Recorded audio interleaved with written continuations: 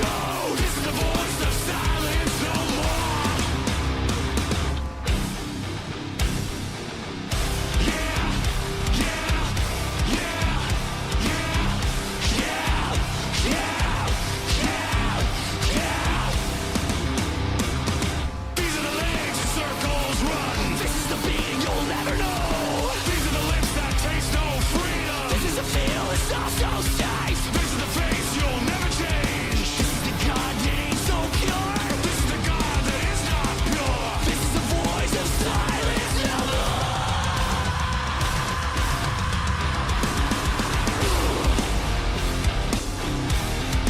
Some kind of monster.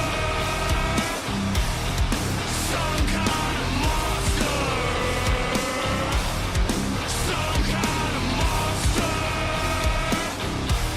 This monster lives. This is the cast of flesh and soul. This is the sack that smells so good. This is the flood that drains these eyes. These are the looks that chill to the bone. These are the nuts that swing overhead. These are the weights that hold you down. This is the end that will never end. This is the voice of silence no more.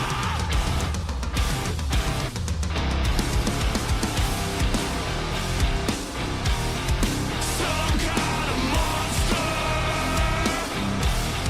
Some kind of monster. Some kind of monster. This monster lives.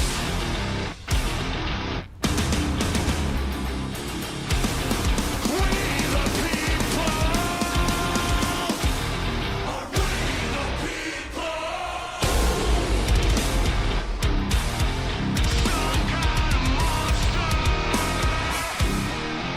Some kind of monster. Some kind of monster. Some kind of monster. This monster lives.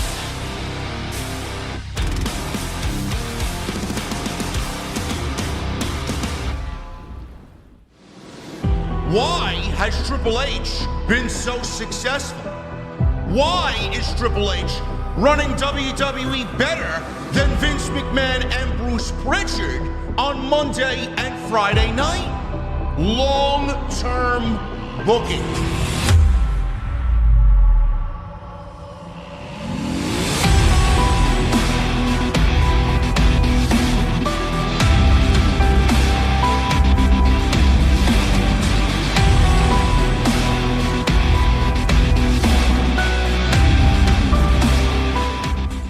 What is going on, guys? Thank you so very much for joining us right here on Tuesday night. This is episode number 38 of Tuesday Night Titans for your Tuesday, March 5th, 2024. I'm your host, JD from New York, as always, joined by my co-host on Tuesday nights and very good friend, Mr. Andrew Baydala. What is going on, brother? What's going on, man? How are you? I'm good. I got my coffee. I got my Liquid Death. We're good to go. We got wrestling. We got a great Revolution pay-per-view, man. Listen, man, I've been an AEW realist for the last several months, man. Not a hater, a realist. But I was undoubtedly fucking pleased with what we got on Sunday night, man. What a fucking show that was.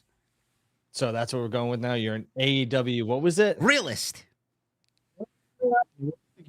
I think you keep it real for sure. I think you keep it real. I like it. Well, some people think I'm a hater. I don't know.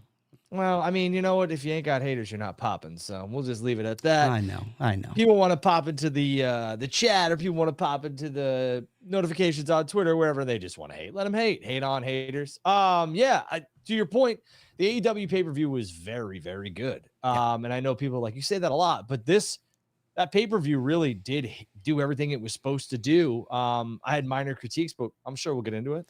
Yeah, we'll get into it. We got news coming out of Revolution tonight. We have news coming out of the post-show Scrum with what Sting said and what Tony Khan said. Sammy Guevara apparently was suspended today for what reason? I don't really know, but we'll dive into it.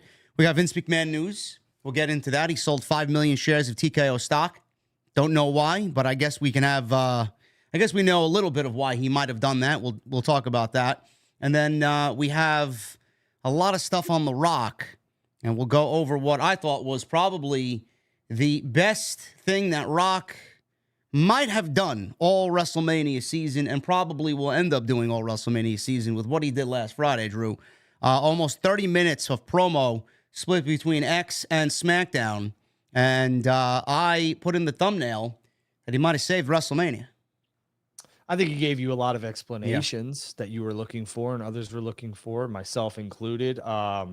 Yeah.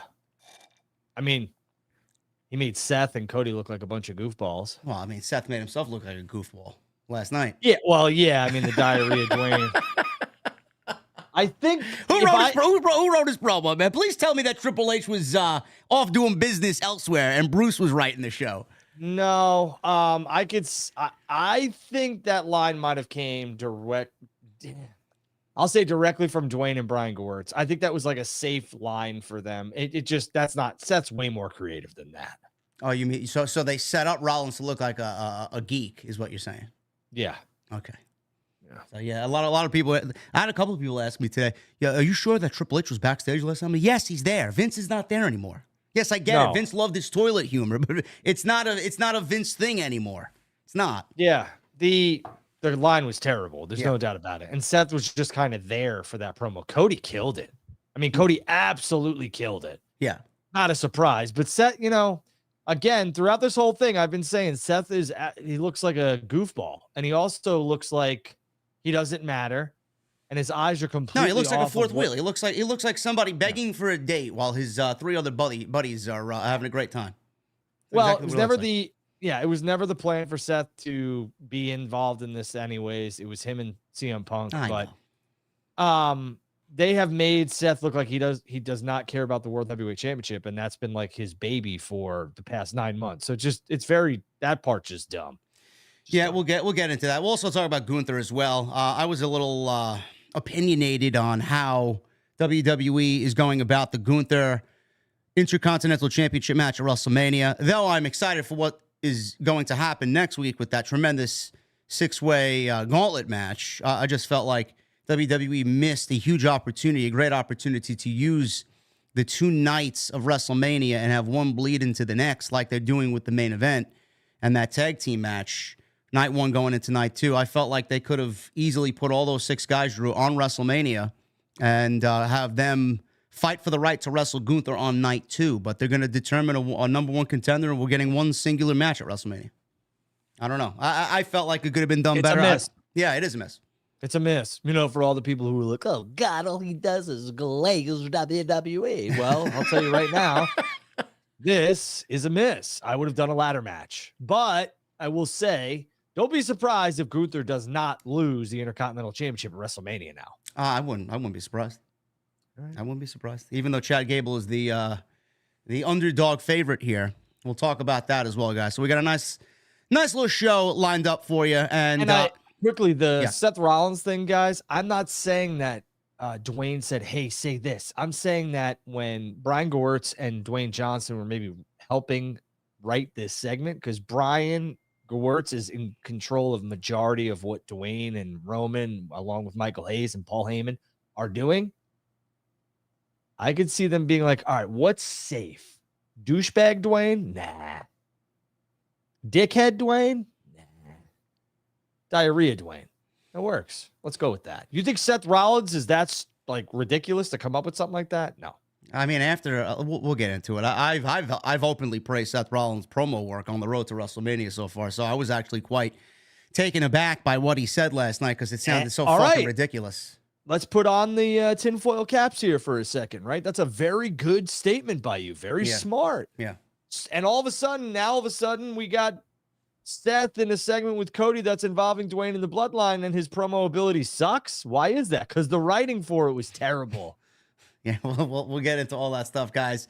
And I want to thank you all very much for joining us here on episode 38. First of all, I got to shout out my guy with the $100 super chat, Senile.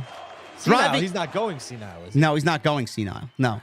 But he is driving 3 hours home listening to TNT, and it makes it so much easier. Much love, JD and Drew. Oh, thank you. Don't go senile. No, don't go senile. Maybe if you watch Seth cutting diarrhea promos, maybe you will go senile. But this show will not do such. a nasty thing to you. Drew, why don't you mention, because I mentioned it last night, and If you I'm do really get diarrhea, get some Pedialyte. there you would go. you? There you go. Go ahead. I mentioned it last night. I'm excited about what's to come in April. We're going to have a loaded week for WrestleMania weekend. We got the tailgate happening on Sunday, which is right before night 2, early in the afternoon. We got a big tailgate going on. Why don't you tell people about that? Because the link is in the live stream chat pinned where you guys can actually go buy tickets. There you go. So go click that link and you could join us, myself, JD. We're going to have some Hall of Fame talent that will be announced soon. Some up-and-comers, too. I could tell you one that I believe is going to be signed, sealed, and delivered very shortly is Cal Hero.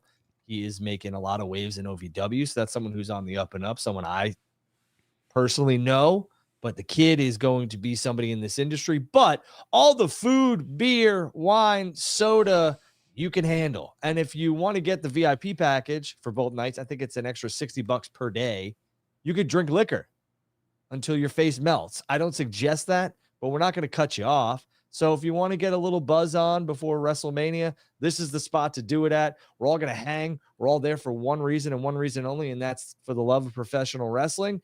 Come talk to myself and JD. On Saturday, you can meet some of the talent we are going to announce. And trust me, once we announce the talent, it's going to sell out. So don't wait, because then you'll be like, Drew, I'm trying to go, but I'm trying to wait for the talent. I'm telling you right now, we are going to have Hall of Fame talent. And by Hall of Fame talent, I mean people who are in the WWE Hall of Fame. Okay. So, book the tailgate. Tailgate Joe and myself, JD's doing a live show on Sunday, right before night 2. The biggest, in my opinion, the biggest match in WWE. I won't say the biggest, but I will say the biggest WWE championship match to date in history, in recent memory, I'll say. Let's get my verbiage right, because I don't want to be called out on Twitter. Antonio in the chat says, who? You know what I'm going to say to that, man. Come on. Just go Google it, okay? Oh, Cal Hero. Cal Hero is an OVW. If you haven't checked out OVW used to be the training ground for WWE. It is now owned by Al Snow. They have a Netflix show. I believe it's called Wrestler. But Cal is one of their champions, and that's just one of the names I'm announcing. But Cal is an important name to that because he's somebody to watch out for in the future. But going back to what I was saying here was night 2 is the big night for WWE. Myself and JD will be breaking down night 1 and previewing night 2 live on site in Philadelphia at Lincoln Financial Field. Go grab your tailgate tickets now. And don't forget to use the code. A lot of you aren't using the code. I look at the signups here, and you're not using the code to save yourself some $1 here. Come on, man. What's going on with you? There you go. Save some money. Join us WrestleMania weekend, night 2, right in the parking lot, early in the afternoon. It's going to be a good time. Drew, here, I'll post it. I just posted in the chat. Drew 2024 WrestleMania is the code. Go save yourself some money. There you go. All right, man. Follow us on social media, by the way. You guys know what to do. At JD from NY206 and at Andrew Baydala on X. And please hit that subscribe button down below. Turn on the bell. And make sure you guys hit that thumbs up. We got a dismal 300 likes. I don't know what the fuck's wrong with you guys. Quit watching NXT. Join us over here and get those likes up. Let's try for at least 750 likes tonight on episode number 38 of TNT. Drew, I'll leave it to you as I always do. And in a less cringy way than Cody Rhodes, what do you want to talk about? I hate when he says that. I actually like it. I mean, it's kind of like, finally, all that other stuff. You know what? Let's talk about SmackDown and The Rock's promo. Shall we do that? And what Fox did during that promo? Shall we start there? Sure. Sounds like a good plan. All right. So, first of all, the promo, we could talk about what he did before, because me and you haven't spoken about this. The Instagram promo was fantastic. Gave us a lot of answers, a lot of question marks were finally given answered, and we have exclamation points now on why things were done. I think it made Cody look like a waffler. I also think it made Rock kind of have this, I don't even know what to call it, but it's almost like they're trying to put a lot of praise back on The Rock, because I think The Rock deep down inside is his ego. Yes, I know. Yeah, it's not fully embracing that people don't like what's going on. He's not embracing it, so I think he's having a little bit of a problem with it. So he's trying to justify what they've done and how they've done it and kind of make Cody look like a goof. But I'm telling you, Dwayne, you are a very smart man. These crowds are not letting up, and they won't. That's just how it's going to be. So I think you should just ride it and forget trying to make sense of every little nuance because the fans don't accept what's going on or don't want you anywhere near that, you're just going to have to ignore it because the noise is not going to go away. It's not.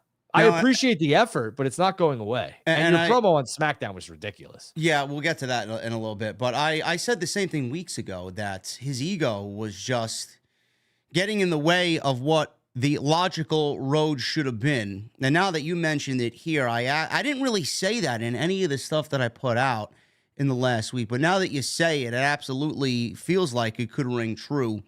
And I feel like he did do that because of his bruised ego just a little bit, but we also deserved an explanation. What I don't want to have happen is he automatically thinks, well, the fans have to love me. I'm the people's champion, yada, yada, yada. You know, I don't want him to make a drastic call here and have him turn on Roman or them speed up the storyline when there is just so much meat on this bone with this bloodline storyline. I don't want them to blow it off and start building to next year after WrestleMania this year. I want there to be some lingering, like you and I discussed. I want there to be a civil war. I want there to be at least some camaraderie, and then we see maybe some new members join the fray, and then we get the split. You know, maybe Roman kind of adds on top of that what he said on Friday. I want you to acknowledge me. I'm the tribal chief, and Roman doesn't. And then there's tension, and then there's a split, and then there's a civil war, and we get something along those lines starting to be built maybe after SummerSlam, not after WrestleMania. So that's the one thing I don't want to see happen. Yeah. Sajay, I believe. I'm not 2 weeks behind. Me and JD haven't done a show since last Tuesday. So on Friday, The Rock cut a promo on Instagram, put out a 21-minute teaser trailer, basically, and then did his thing on Friday. Yeah. I agree with you. I think there's a part of me that thinks that Rock doesn't give a shit, but then I look at it and the explanations and the details to the explanations, I'm kind of like, he gives a shit. He gives a lot of shits. So I'm very on the fence about how I want to feel about his promos. And then I go and watch SmackDown and on Friday night from Arizona. And although hysterical and one of the best promos in recent history, I just felt like The Rock was really trying to be a certain character in front of the live audience and then wasn't that character on Instagram besides telling Cody Rhodes F his story, because he was giving detailed explanations on Instagram and making Cody look like an absolute idiot, but did not have that same energy on SmackDown. This was more along the lines of insulting the crowd and basically telegraphing this turn happening at WrestleMania that I think it's too obvious. Yeah, I'm going to stop there because I said something on social media, and some people agreed, some people didn't really find it to be all that important. I said whatever Rock said in this 21-minute promo, clearly he's not going to have all the time in the world to get that across on SmackDown, and I'm glad that he didn't, because with the censorship on Fox, who the fuck knows what would have been said and what would have been cut from his promo. So the fact that he put it on social media was probably the best way to go about it, but he didn't really elaborate, and he didn't really go back and rewind and say anything from what he said in the promo on social media on SmackDown. Is that a problem to you, Drew? Because I feel like if you're going to give me an explanation, that's great, because everybody's got social media, everybody's going to be on social media, but you know, there are people out there that don't use social media and probably right now, as of this moment, are still waiting for an explanation that we didn't get on Friday, but the explanation's out there, but they might not know it because it exists on X, and you might not have an X, you might not want to be on X. Do you find it to be a problem? Because I do. Yeah. Why he didn't say anything on Friday? Because I feel like from a week-to-week consistency basis, from show to show, I think The Rock and WWE owes us to let that play out on television and just not keep it hidden on social media. Yeah, I think it's almost like there's it's like dating two different women or two different men, if that's what you're into. For me, it's like you're going to say one thing and be one thing on over here, but then you get over here and it's like, well, we can't do that over here. Then you shouldn't have fucking did it elsewhere, in my opinion, like truthfully. Yeah. So you're basically being someone on social media and trying to tell a story on social media. And then you get on front of the live camera and you're somebody else, which I get. There's rights and restrictions, the FCC, all this other stuff. Cool. I understand using the tool. to promote. I get that. But you should have at least touched on what you touched on in your Instagram/X social media post that you did a couple hours before you went live in front of Phoenix, Arizona. And I understand, you can't do what you did there in front of the live crowd. But realistically, it was like a 40-minute promo with Roman coming out and then The Rock and then commercials and everything else like that. Bell to bell, time to time, it was 40 minutes. So basically it was 21 minutes on social media and it was 24 minutes on SmackDown. You could have easily, and they were testing things. I get it. The Rock wants to see how many impressions, Brian Gewirtz, all this other stuff. I get the business behind it. But for me, it's like, if you're not even going to mention a microcosm of what you talked about on SmackDown, then what the hell was the point of that promo? Because my kid's not watching that promo. No. Some 17-year-old might not be on X because they're on TikTok. They're not watching that promo either. Yeah, it was a little weird that they didn't really venture into what he said on SmackDown. And, I have the whole I'm not going to read it because it's 21 minutes long, but I have things highlighted here that I want to bring up. He did mention Busted Open Radio and Dave LaGreca. The biggest Cody crybaby that there is Dave LaGreca. He said, "You know who my favorite wrestler is right now? Cody Rhodes. Do you know who I hate and I fucking despise in this moment? It's Dwayne Johnson, member of the board of directors of TKO. I hate that man right now in this moment, not as a person, obviously, but as a wrestling fan watching the product. The person I want to boo, the person I hate the most is Dwayne Johnson, board of directors of WWE and TKO. That's who I'm angry with right now because I'm looking at the board of directors that comes in, used his power to take this opportunity away from Cody and put himself over in the main event of WrestleMania 40. That's how I look at it right now. This is the level of absurdity and bullshit that The Rock has got to deal with." That's what Dave LaGreca said. There was a clip of Busted Open in Rock's 21-minute address on social media. I'm sure Dave will never tell you this, and neither will, I don't know, maybe Dwayne will one day, but I'm sure that The Rock reached out to Dave. I'm sure. I mean, it really opened my eyes about Busted Open as well. I mean, it just comes off as a scripted segment. Is that how he is on the show? Because, I mean... No, I think Dave Bully... is that like a thing? Like... Dave's sounds like he's playing a character. You know what? The LaGreca boys are always good at a loud rant. They really are. I mean, both Don and Dave. I watch Don because he's on Michael K, and I watch more sports stuff than I do professional wrestling YouTubers or something like that, or even a professional wrestling, talk show. I have more recently because of the work we do together. But the LaGreca boys are always good for a hot rant. So I maybe there's some character into it, but I think that's truly who Dave is. Dave, I've met Dave a bunch, and he very much, Dave LaGreca comes off like a genuine human being and a nice guy. I haven't broke bread with Dave, but I could say that Dave LaGreca and Justin's a very good friend of mine, Justin LaBar.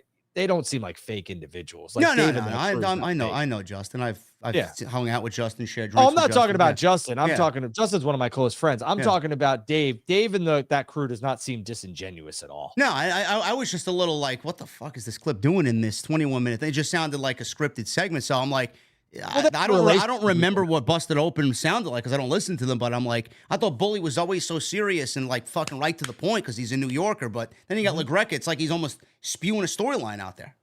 Well, I think that they have a show format. I think it's just like anything else. The beautiful thing about this show is JD doesn't tell me anything that's happening, and I don't tell JD anything that's happening. We just get on here and we'll do it live.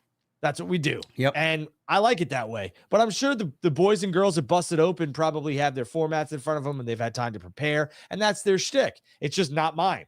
I don't like it. I like to, when JD asks me a question or I ask JD a question, I like to come off right off here, right off my sleeve, right off the cuff. Because otherwise it just comes off too bullshit, not organic. So I think the Busted Open crew is a good crew.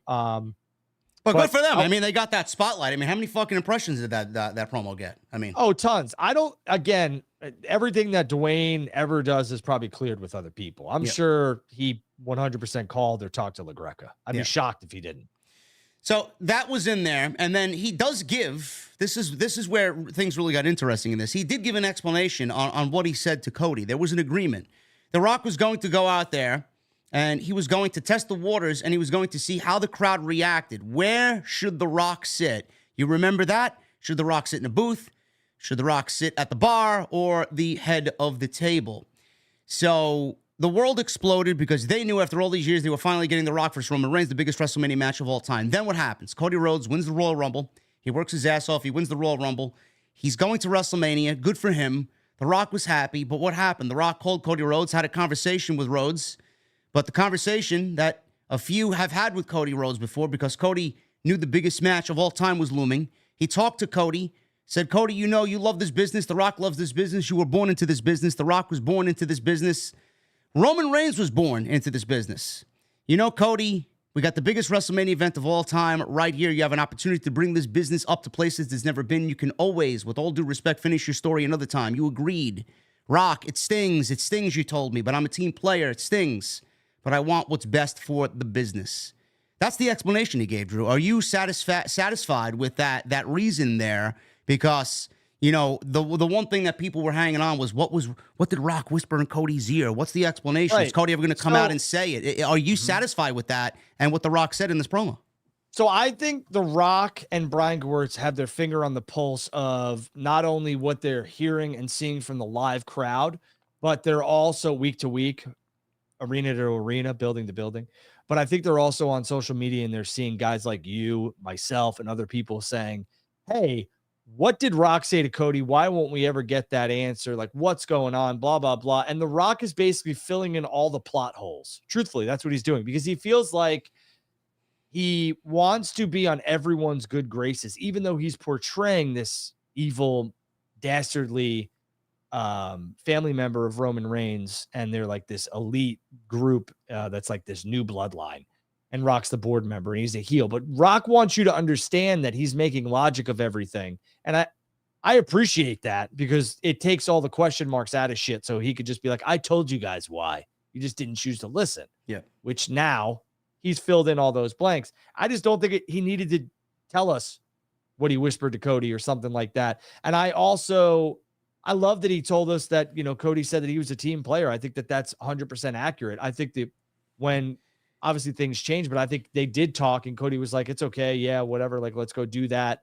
And again, there's a lot of things in that Instagram stuff that was very, very honest from Dwayne, the Netflix conversation. I have that queued up here. Go ahead. But the one thing I wanted to elaborate on with what you just said, Cody's a team player. Absolutely. I think everybody agrees with that and sees it and knows it. But is he enough of a team player to want to win the Royal Rumble for a second year in a row and be one of 4 men to ever do that in the history of that event, and then give up the main event of WrestleMania against the one guy that he wanted revenge on for an entire year? Is he that big of a team player? I mean, Cody never really explained anything to us via his own mouth. We only heard it from The Rock. I mean, I may just be in a boat all to myself on this, but I find that to be a problem. Do you find that to be a problem, or are we okay with not hearing from Cody on this as long as we got it from The Rock? I think if Cody had anything to add or if it was untrue, we would have heard about it already. Yeah, I know. That's the problem. Maybe we hear it on Friday. But again, I think truthfully, The Rock probably is given the green light to pretty much do whatever he wants within, you know, with respect to some certain situations on his own socials and everything else like that. So I'm going to guess that The Rock didn't like verbatim tell WWE or the writers or anybody else what he was going to put out on social media. He just went out and did it. He probably said, I'm going to put out this 21-minute video explaining things. Here's the cliff notes. But I don't think he gave them all the gory details, nor does he probably have to. But if Cody had something to add or if something was not true in the Instagram video, Cody probably would have touched on it. And it makes Cody look like a goofball. Yeah, that's my problem with it all. And that's the thing, which a lot of people aren't understanding. Are they setting up Cody to look like a goof so when he loses at WrestleMania, or if he loses at WrestleMania, we'll get the whole, well, this is why he lost, guys. Like couldn't make up his mind. I just don't like what The Rock did here if Cody's going over at WrestleMania, unless, which we'll get to. Go ahead. Yeah, well, speaking of, making people look bad and making people look like geeks, Seth Rollins, there was a clip in this 21 minutes. First, we got LaGreca of Busted Open Radio, and then we got Seth Rollins. Seth Rollins' interview clip said this, and I quote, "But the bottom line is, and I've said this before, he's just an afterthought. This is our story. It's the people's story, our era. We built the last decade of WWE. This Elimination Chamber show, WrestleMania in Philly, the biggest ever. We built it without him. So he can come on in and he can get what he wants and he can take his little piece and then go back to Hollywood and do his own thing because we've got this thing. We don't need you, big guy. End quote. So Rock obviously takes offense to this and says, you don't need The Rock. Rock, we don't need you. If you were a little smarter, Seth, you'd realize how stupid you sound. Let The Rock drop some gospel on your goofy ass. You need The Rock in ways you can't even imagine. Here's some gospel. You think Ari Emanuel, The Rock's good friend, The Rock's business partner for decades, The Rock's lead agent, someone who The Rock looks to like a big brother. You think he goes to sit with Netflix across from Ted Sarandos, The Rock's good buddy and business partner. And now he's naming names like he's a fucking big shot, which we know he is.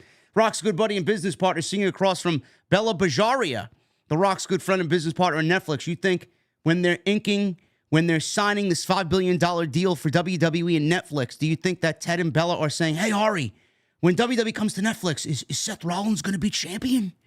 I'm going to end there. Stop there for now. Listen, bro, we know that's the truth. We know that's the fucking truth. They're not asking for nobody else but Dwayne, but holy shit, you want to make your fucking world champion look like Puppy Chow. Right. Holy shit, man. He's buried.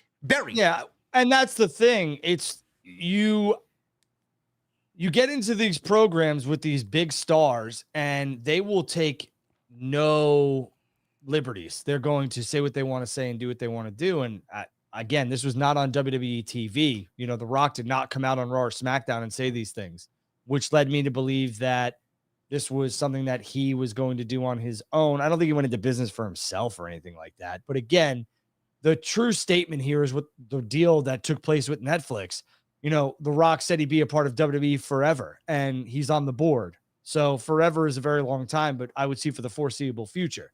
But the key caveat there is The Rock is not going to be wrestling with the WWE forever. I believe he'll be an on-screen character for a lot of things, but The Rock's not going to wrestle a full-time schedule, and he's also probably not going to wrestle at the next 5 WrestleManias. No. So forever, yeah, it'll be a part of the brand that is WWE TKO, and that was important to Netflix because they get The Rock as one of the faces of WWE. So yeah, let's sign up. And to that point, again, Netflix isn't saying, hey, is Seth coming with this deal? So The Rock's right. But they, in turn, like you said, really buried somebody. The Rock did, I should say. And it is what it is. So, yeah. And then he goes on to say, Seth wants The Rock to find new material. You want The Rock to find new material? Is that right? Okay, well, how about this material for you, Seth? Here's some new material for you. Rock sits at the top. Director, TKO board, not WWE, but TKO, which means The Rock is the boss, which means The Rock is your boss, which means The Rock owns everything. The Rock, everything associated with The Rock, the People's Champion owns it all, which means The Rock is your boss, which means Seth Rollins, if you keep running your mouth and sticking your nose in the Bloodline's business, Seth Rollins, then that world title that you have around your waist, very soon, The Rock will make that title go to someone else. Read between the lines. The Rock just blurted. Keep running your mouth, sticking your nose in the Bloodline's business. He goes on to finally mention Cody Rhodes. For you, Cody, the Cody Crybabies, for your new best friend, the walking clown emoji, Seth Rollins, to your goofy-ass dog, The Rock says this. You are all advocates of Cody finishing his story. It's so important, Cody Rhodes. You took something from The Rock. You insulted my family. You took something from The Rock. You're going to pay, Cody Rhodes, from the bottom of my heart, man to man. Fuck your story. I mean, that just got me, man. I left my ass off of that line because I wasn't expecting it. But, 21 minutes, man. I said it on social media. This was probably the best promo that he cut in years. Oh, easily. Because it was a little bit of that corporate Rock. It was a little bit of Hollywood Rock. It was a little bit of the Rock that we know back in the day. Rudy Poo, stick shit up your candy ass and all that other nonsense. But it was a little bit of People's Champ. It was a little realism. He dropped some truth bombs in there. He gave you explanations about everything, and I really appreciate the fact that he took the time to do that. And I don't want to say he saved WrestleMania, but he gave us everything that we asked for, and I have to give him his flowers in this moment, honestly. Yeah, I agree with you. I think that this promo did a lot for the gaps in the story, and it built a ton of, captured a lot of interest for WrestleMania. There's no doubt about that. That was one of the best promos we've ever seen. But then you get to Friday night. And again, no carryover from his promo on Instagram. Nothing. Not a thing. He just called people cactus crackheads, which, again, the whole thing was hysterical, and The Rock just basically leaned into his heel character, and then we got Roman asking Rock to acknowledge him, which was something. There's a lot of different things here, but realistically, I would have liked you to take some of what you did on Instagram, sprinkle it into what you're going to do on Friday Night SmackDown, because we all know you can't say everything you said there. That way, everything kind of connects. And again, I was entertained. And at the end of the day, that's all that matters. I was entertained by the Instagram, social media X post. I was entertained by the Friday Night SmackDown promo from what I could get of it, because Fox basically like mutilated that whole thing. For a very particular reason. We'll get into that in a little bit. But Yeah. like you said, there wasn't anything of what he said in that promo on SmackDown. You know, we got the whole Roman tease, acknowledge me, and the tag team match. You know, this is another big thing that we were going to discuss, the tag team match, because you and I have not discussed this yet in the variables. I know you did a Spaces on Twitter right before I actually went live. I discussed every possible variable that came to me in that moment. The mega cinema movie-like trailer that they put out, which was, are they doing this tag team match? Are we getting something happening on night one that leads into night two with Cody and Rock?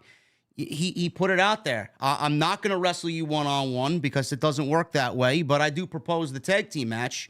Rock and Roman versus Cody and Seth, with some implications, some varying degree of whatever happens on night one will bleed into night two. So if Bloodline wins, then Cody and Roman still happens, but it's going to be Bloodline rules. And anything can happen. If Cody wins, or if Cody's team wins, Cody and Seth win, Rock and Roman would have to lose, which I do not see happening. No. Then we get Cody versus Roman happening with absolutely no bloodline interference. Is going to be a clean one-on-one. I'll stop there with the thought process, Rube. That's the one thing I want everybody to really focus on. Yes, the match is still happening, but my God, man, after all that we got, do you expect them to go into night two with a fucking one-on-one match clean and a clean pin after all this? I don't see that happening at all, man. This thing's going to end in fucking Wild Wild West chaos. Yeah. So here's the deal. We talked about this Friday night. You're right, on Spaces right before you went live. And I said, how in God's name do you get to Sunday with either The Rock returning and losing his first match back where he eats a pinfall loss? Zero chance. Or Roman losing that match and like, how do you can't, I'm sorry. So the new bloodline is probably The Rock and Roman Reigns are more than likely, if going to go over. First of all, I didn't see this tag match happening. I thought we'd get Cody versus The Rock one-on-one night one, and then Rock or Roman and Cody night two. But that's not happening. I didn't expect Roman to work 2 nights, let alone, I thought maybe 1. Now we're getting 2. So I didn't see this tag match happening, even though I should have, because all the promos and everything else like that, it was right in front of our face when they did the promo video with all 4 of them there. I just didn't see it. And we don't have an answer yet either. Cody might say, he said it last night. He's like, the obvious answer, but I'll do it in your face on Friday. But again, maybe after, I'm just throwing this out there because we got to play devil's advocate, and I'm good at that. We got to throw this out there. Drew McIntyre has told Seth Rollins, like, you should be paying attention to me and not this other stuff. Yep. So maybe Cody looks at Seth and says, Seth, you just got your ass handed to you on Monday because you're too concerned about me and my people and my problems. Go handle yours. Rock, no, I want a one-on-one match. And well, maybe not. Maybe they're just going to accept the match. Fine, go for it. That's probably what's going to happen. But what I'm saying here is that The Rock and Roman, there's no chance that they lose, in my opinion, on Saturday, because their both stock would plummet. And Seth can take a pinfall loss on Saturday and still be okay, Saturday of WrestleMania. And you need that match to be Bloodline rules for 2 separate reasons. 1, for the chaos on Sunday.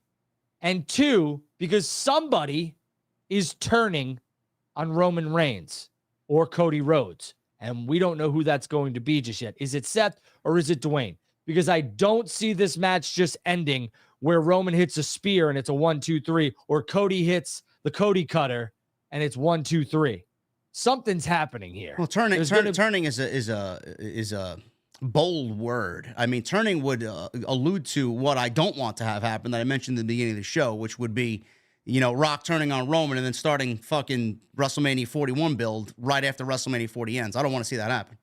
Me either. I also don't want this bloodline to just break up that quickly, because I think the Rock and Roman together is some big bucks, and we can make some money off that. And then we could have the split where Rock has his bloodline and Roman has his bloodline, and then we have a real bloodline civil war. Okay, so I think that's where we could head. But again, you need to have bloodline rules match for Sunday. Cody and Roman with the bloodline rules stipulation attached to it is just something I believe needs to happen in this WrestleMania main event, because at this point we are not seeing one man beat the other man clean. It's not happening. No. I get that's not, we did this at WrestleMania 39. Yeah, Solo spiked Cody and then all that other stuff. I get it.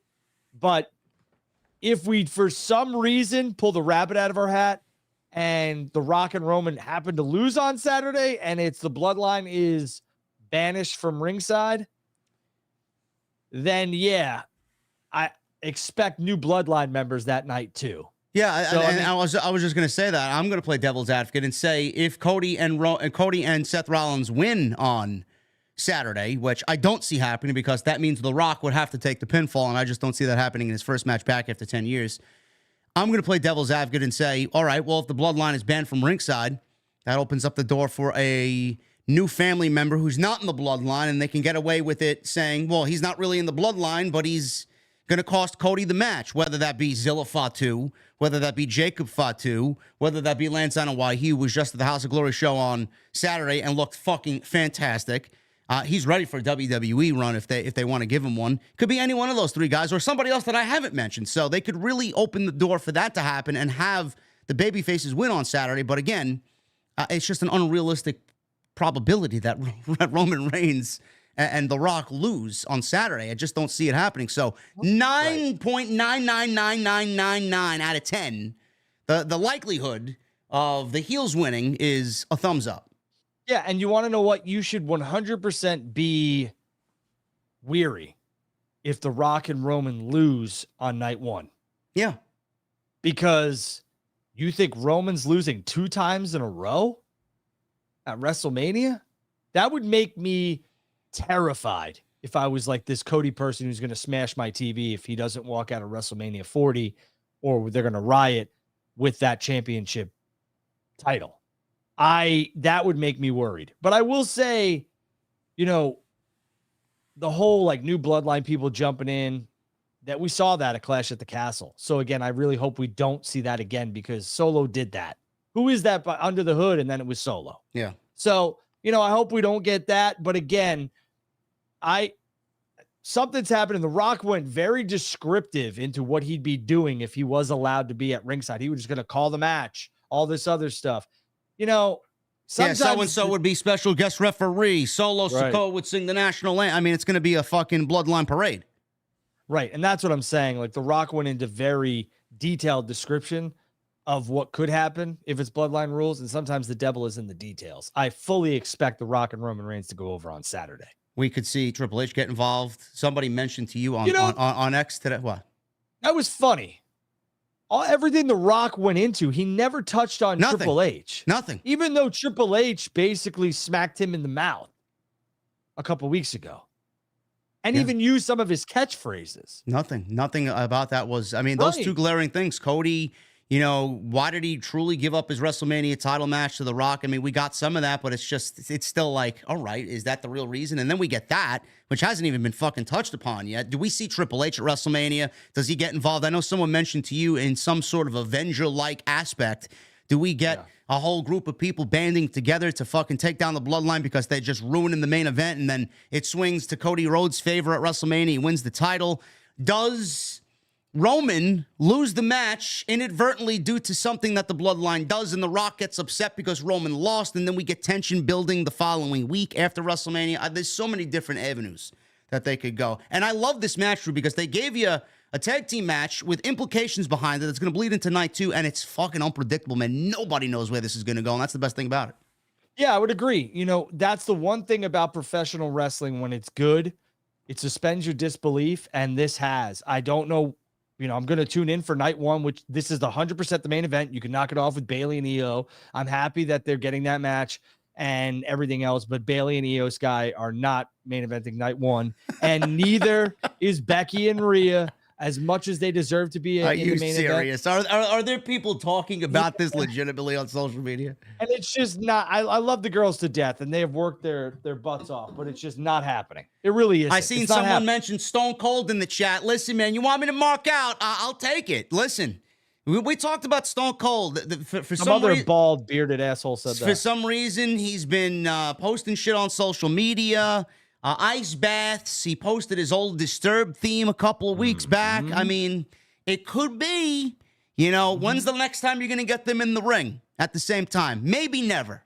So who knows if Cody Rhodes calls up Stone Cold and says, listen, bro, I need a couple of Steve Weisers. Let's go to WrestleMania. Yeah. I fully expect a Steve Austin involvement somewhere. Don't know where, but I don't know if it's this match or he's at WrestleMania 40, but I fully expect Stone Cold Steve Austin to be a part of WrestleMania 40.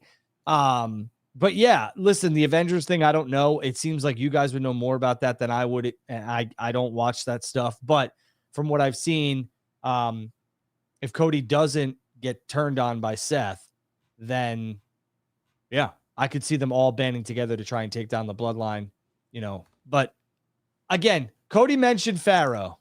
The Rock mentioned his dog, and Cody was like, don't you ever talk about my dog, but didn't mention all the other shit that The Rock said, which leads me to believe that it's all true that came out of Diarrhea Dwayne's mouth. Yep. And The Rock, Dwayne never mentioned Triple H, which was interesting.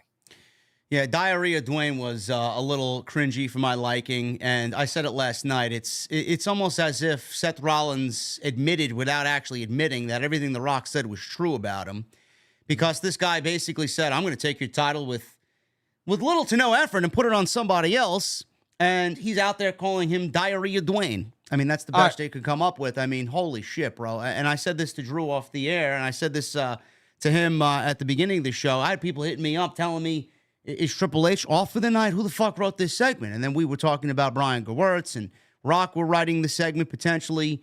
Rollins is better than that. He's been better than that. He's cut some fantastic promos, tremendous promos on the road to WrestleMania. And last night was like, who the fuck is this guy? Why? Yeah.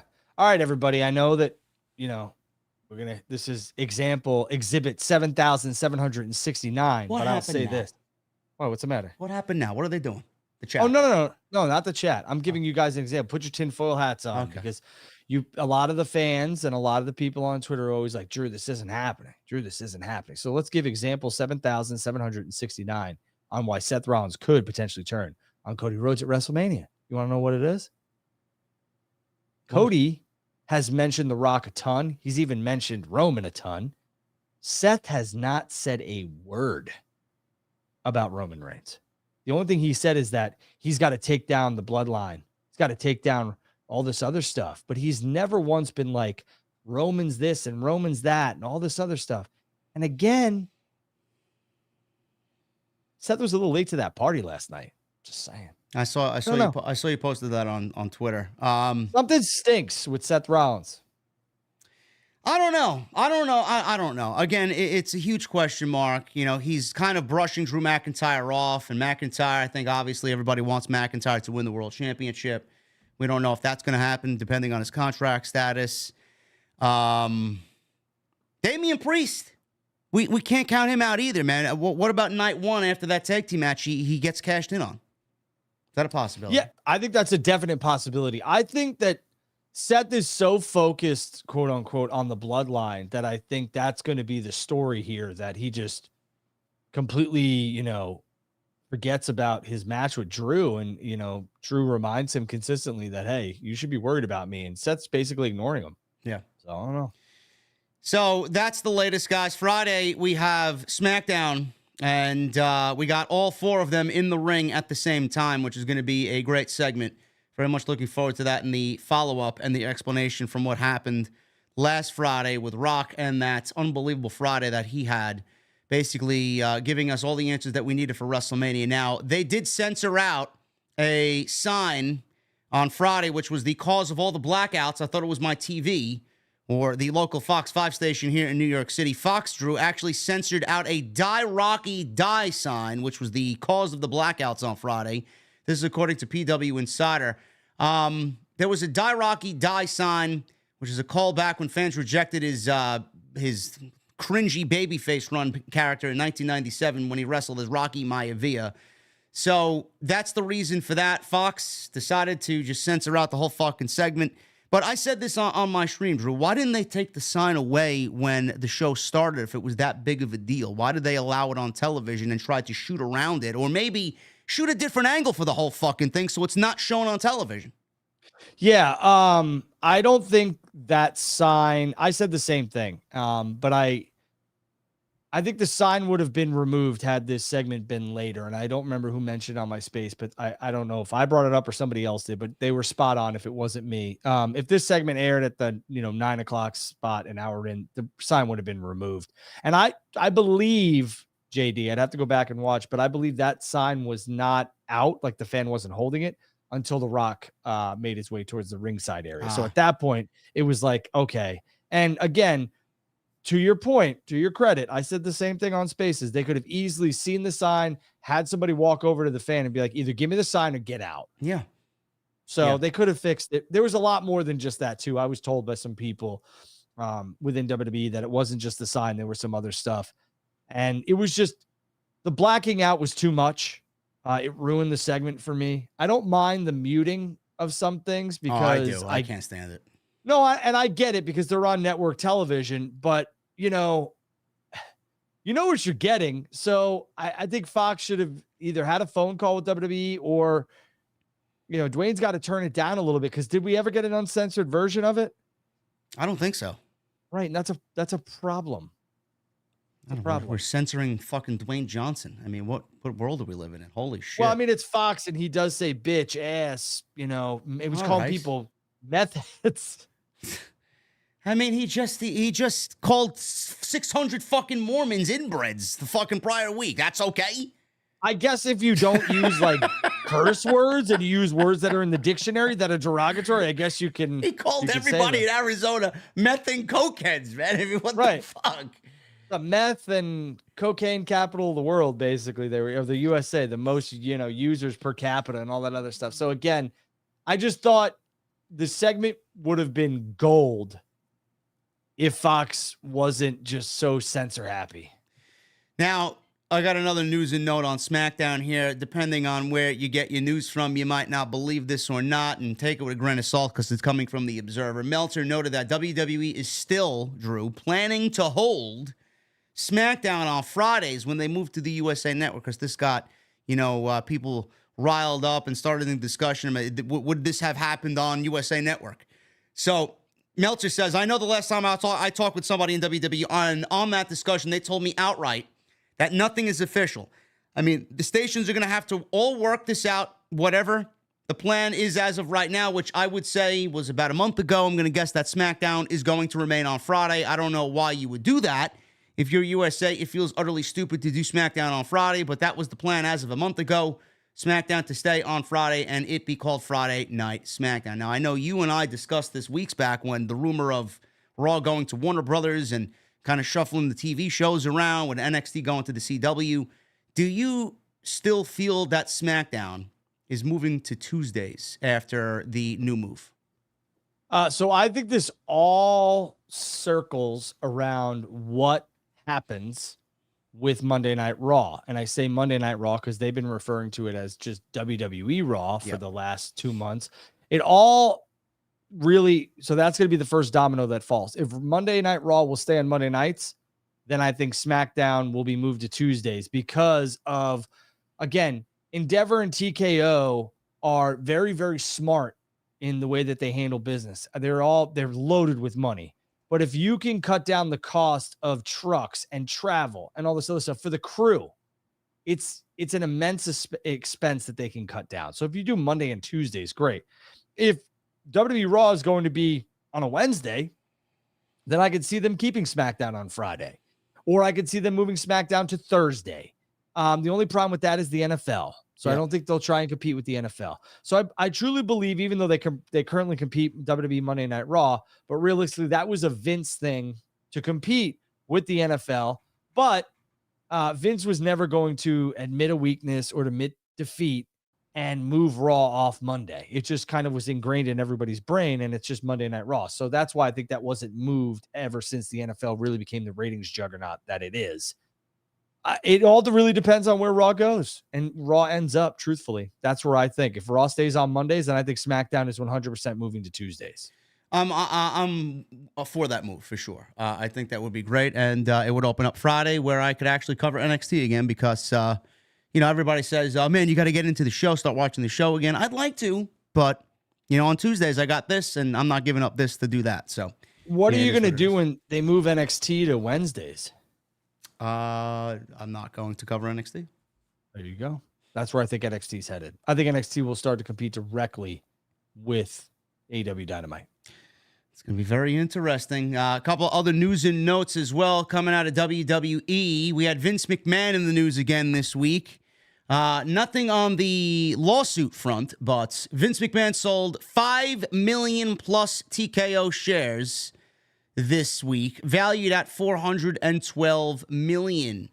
Brandon Thurston of WrestleNomics pointed out this week that between his stock sale of $412 million on Monday and his stock sale last November of $642 million, Vince has earned more than $1 billion in recent months. McMahon also got a special TKO dividend following the merger in September, earning him another $111 million.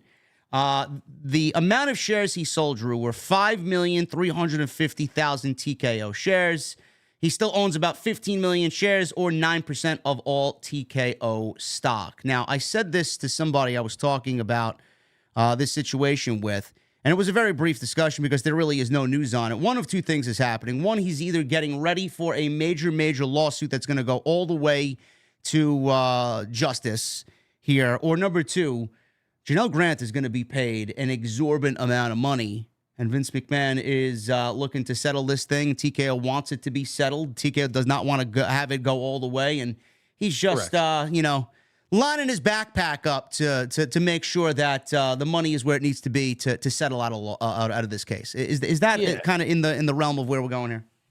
Yeah, Vince McDuck's coin room is growing immensely, and I think Vince McDuck.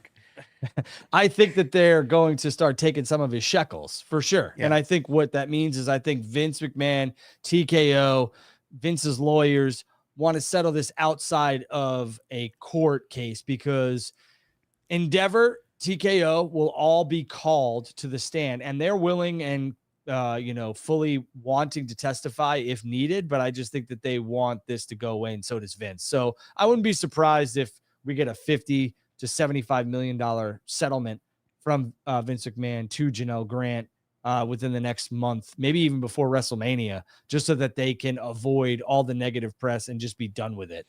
And Vince is going to, like I said, he's going to make all his stuff liquid while he can. And what that means is Vince is going to get his money while he can, because if Vince happens to go to jail, you can't touch that money. No.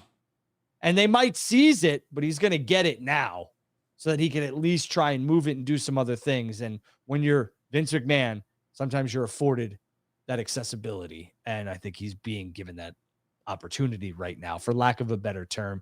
And again, TKO Endeavor is going to try and buy the shares that Vince McMahon's continuing to sell. They said that in their earnings call. And just so you guys know, too, all because he's looking to settle out of court potentially with this amount of money. That doesn't mean that if or when that happens, he's coming back to TKO and going to resume business. He's finished. It's over. It's done. Yeah. He's got nothing to do with the company anymore. After this, he's gone, and they don't want nothing to do with him. I will say this. This is going to send the internet and your chat into a frenzy. But I have it on good word that Vince is still trying to put his fingerprints on some of the stuff that's happening in WWE through people who currently still work there. So we have not really cut all of the fat out of that if we're looking to really dig into this. But Vince McMahon will not be involved in the day-to-day operations or have a board seat with TKO. Ari Emanuel will, and I say this with full accuracy, Ari Emanuel will never let Vince McMahon back into that building. So that Ronda Unless Rousey, that Ronda Rousey tweet is pretty damning, don't you say? The Ronda Rousey tweet is 100% accurate. Ronda's a good person. Whether you like her or not, I really don't care. I'm just telling you how I feel about her. And she's right. So Vince is definitely still trying to keep those lines of communication open. The logo means so much to him. The brand, the company means so much to him that there's still people within the company that Vince, I'm sure, is communicating to. Yes. But if that's the case, I mean, if he's not in direct communication in person, man to man, man to woman in the gorilla position or in backstage areas, when they're across city to city, that communication, it could easily be ignored. Why would they even entertain that thought, though? Like, why would he think that he can still communicate and what he thinks should happen is going to happen because he knows people in the company? It's Triple H's show now. JD, there's a lot of people who are still always going to be loyal to Vince. And there are always going to be some who will ride or die with Vince McMahon. And that's, whether you like it or not, it's loyalty to a fault. And I think Vince McMahon has his fingerprints all over the Cody Rhodes Roman Reigns match at WrestleMania. Really? I do. I don't know if the thoughts will ever, and in his vision will ever see light, but I would be shocked if Vince doesn't try and get his vision across through different people that are still with the company. That's amazing to me, man. It's like I would have so many questions on how something like that could feasibly happen.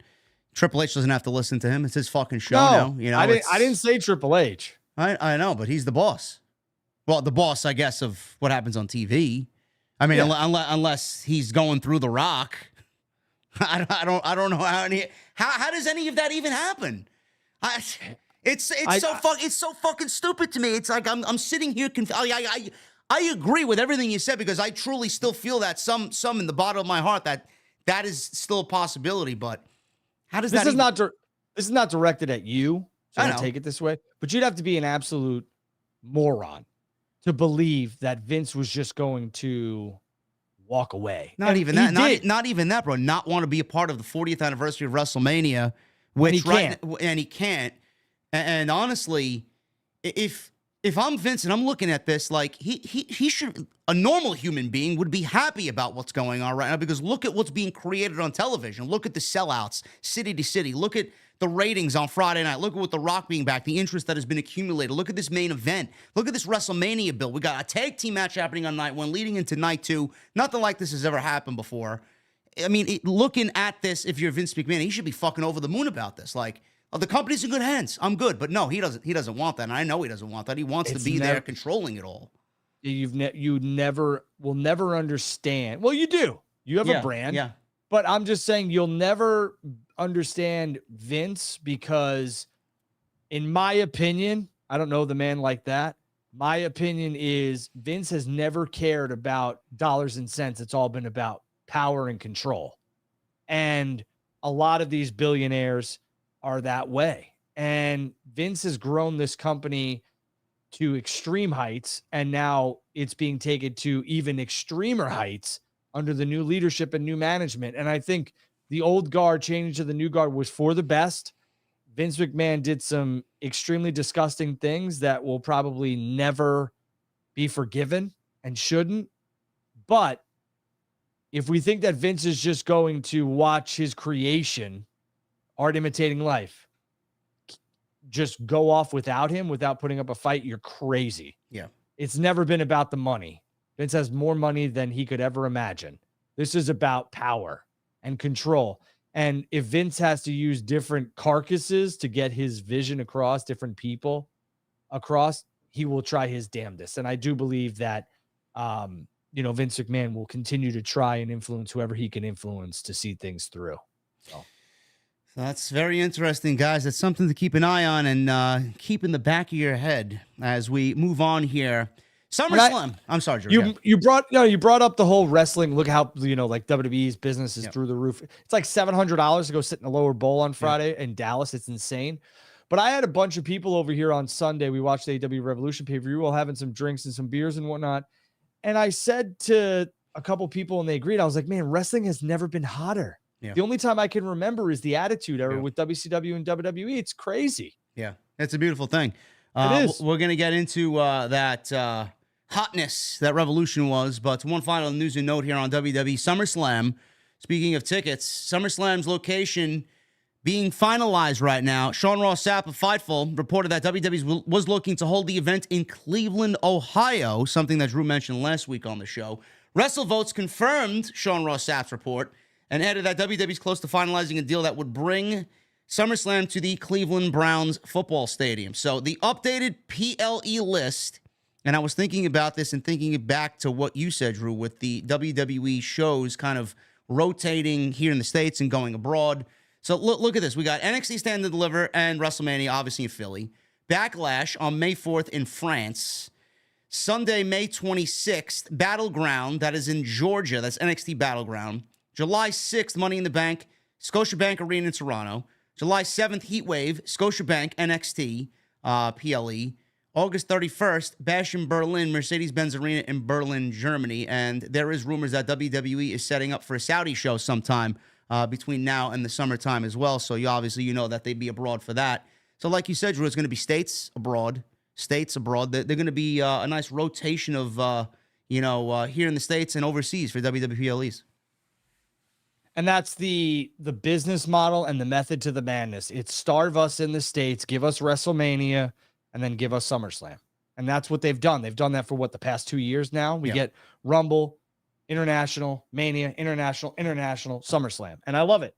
AEW is adapting a 9 to 10 pay-per-view model. WWE is doing 12, which they always have, or it's 11 or 12. But again, WWE has really hammered the international market recently, and that's what they've starved for a long time. So it's smart. They're craving this hot product, and then they've starved the United States fans, and they're like, well, you guys want to go to these things? Go ahead. Go to Perth.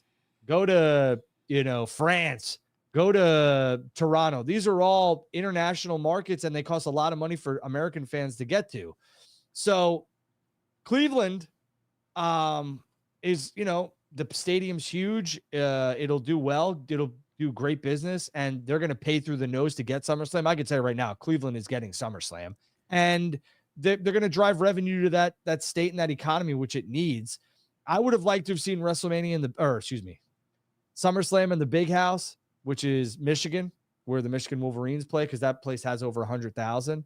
But I could see WrestleMania possibly going somewhere close to that, if not the Big House, sooner rather than later. But again, the economy for Cleveland is why they're paying through the nose to get SummerSlam. And that's, again, if you guys don't understand that, these places are bidding to host this stuff. Yes. It's not like WWE's like, let's go to Cleveland. Let's go to Minnesota. That was my first inclination. I'm like, man, it's the biggest party of the summer, man. I don't really kind of line up Cleveland as a summer destination for me to want to go and travel for a fucking wrestling show in the heart of the summer, man. I mean, that's kind of lame in my honest opinion. But like you said, they're bidding for it. It's all about that money. Yeah. That's all it matters. Give me a beach and a palm tree, man. Well, I hear you. And, again, if you go back to the Puerto Rico stuff, they paid a lot to have Backlash there. I could tell you how much. It was millions. Yeah. So, I mean, WWE's like, sure, you want to pay us? We'll bring everybody, and then we'll go get Bad Bunny. What did Cardiff pay for Clash of the Castle? They paid a ton. A ton. And by the way, guys, the calendar here has no event for June. I'm assuming that the Saudi show will be in June. Right, and that's the other thing. Like, I'm counting the Saudi pay-per-views or premium live events as pay-per-views and events. So, yeah, it's 12. But, I mean, WWE has done a really good job of this model, and they understand. They look at the metrics, and they sit back, and they're like, WWE is a whole new analytical team, and it's all done by Endeavor, so they know what they're doing. Yeah. And, boy, those Money in the Bank prices for those on-location stuff, I could break a little bit of news here. They are insane. $25,000 for ringside. For Money in the Bank? Correct. Jesus Christ. God damn. It's all right. Moving on. I got one last WWE news and note here. We did not talk about it because everybody was going crazy in the chat last week when it happened. Shawn Spears returned to NXT last week. He's going to be a feature on Tuesday nights for now. Fightful had been told multiple details on Shawn Spears' return to the company. Fans have wondered what name Spears will go by, but Fightful can confirm that he will go by Shawn Spears in this run, not Ty Dillinger. Few in NXT were aware of Spears' return, with one talent noting that it was a complete shock. As of 8 p.m. last week Eastern, Spears was not listed on internal documents, nor was anyone listed for the Ridge Holland promo, outside of someone listed as Quote Man. In terms of rehearsals, Shawn Michaels would fill Spears' role in the rehearsals with Holland earlier in the day, and Fightful was told that Spears signed a new deal sometime in the first Three Faces vignette, or when the first Three Faces vignettes began to air, which I believe was at their last PLE. Spears was received well backstage following his return and was hidden backstage prior. He was let out of his AEW deal early. I like this move, man. You know, I don't really see him being a game changer by any means, but he's worth so much more with what he does away from the company, or away from television, I should say, in the Performance Center, training and molding the new talent. I know he, I don't know if he runs a school or is part of running a school with Tyler Breeze. But, I mean, he's a great pickup, man, no matter how you look at it. I've seen some people making a big deal about this. Well, WWE got AEW scraps. We got Mercedes and Will Ospreay. I mean, Jesus Christ, guys. This is a great pickup. I don't give a fuck what brand he goes to. Solid hand, and I'm glad that he's back. Yeah, you really want to break this down? WWE got Cody Rhodes, CM Punk, Shawn Spears, Jade Cargill. I mean, I could... All right. Oh, man. You got Mercedes. Listen, man, don't Will rile and him Okada. up, man. You're gonna get canceled, man. I'm just saying, WWE got Cody Punk, Jade, Shawn, Wardlow, Ricky Starks. Why do we fucking keep going? Starks is basically signed, sealed, and delivered to WWE because they are going to make him a blowaway offer. I can promise you that. And Starks is going to take it because he's close with Cody. I would be shocked, for lack of a better terms, if Ricky Starks isn't WWE bound. Wardlow, maybe not. But again, yeah, all right, cool. You guys got, the AEW loyalists. That's what you're calling yourselves. You got Okada, you got Will, and you got Mercedes. Those are great gets. But at the end of the day, like, Shawn Spears in NXT is a tailor fit. I mean, I think he lives in Orlando, so he gets to work. He gets to be on TV. He gets to have his name recognized again, and it'll be a big spot for him. I wouldn't be surprised if Shawn Spears is back on Raw or SmackDown in 6 to 8 months. I'd love to see it. One of the things that people were talking about was, why did he come in as his AEW persona? Looks like AEW does make new stars. I mean, that was the other fucking narrative that was going around on social media. How many guys did AEW take from WWE that remain the same as they were in WWE? Bryan Danielson, Adam Copeland. Who else? Yeah, I just don't. Sasha Banks. I don't think this is much about what AEW did with Shawn Spears, is as much as it is Shawn Spears allowing to be Shawn Spears in AEW, and then Shawn Spears became a free agent, and Shawn Spears could be Shawn Spears in WWE NXT. Like, you guys are making a lot about nothing. What name has more equity nowadays in 2024? Right. Who the fuck remembers Dillinger? Ty Dillinger? Everybody knows, at least the wrestling circle knows Shawn Spears and where he was and where he previously worked. That's why. Perfect example. Even though he's a piece of junk, Vince said, "I'm buying the American Nightmare." Yeah.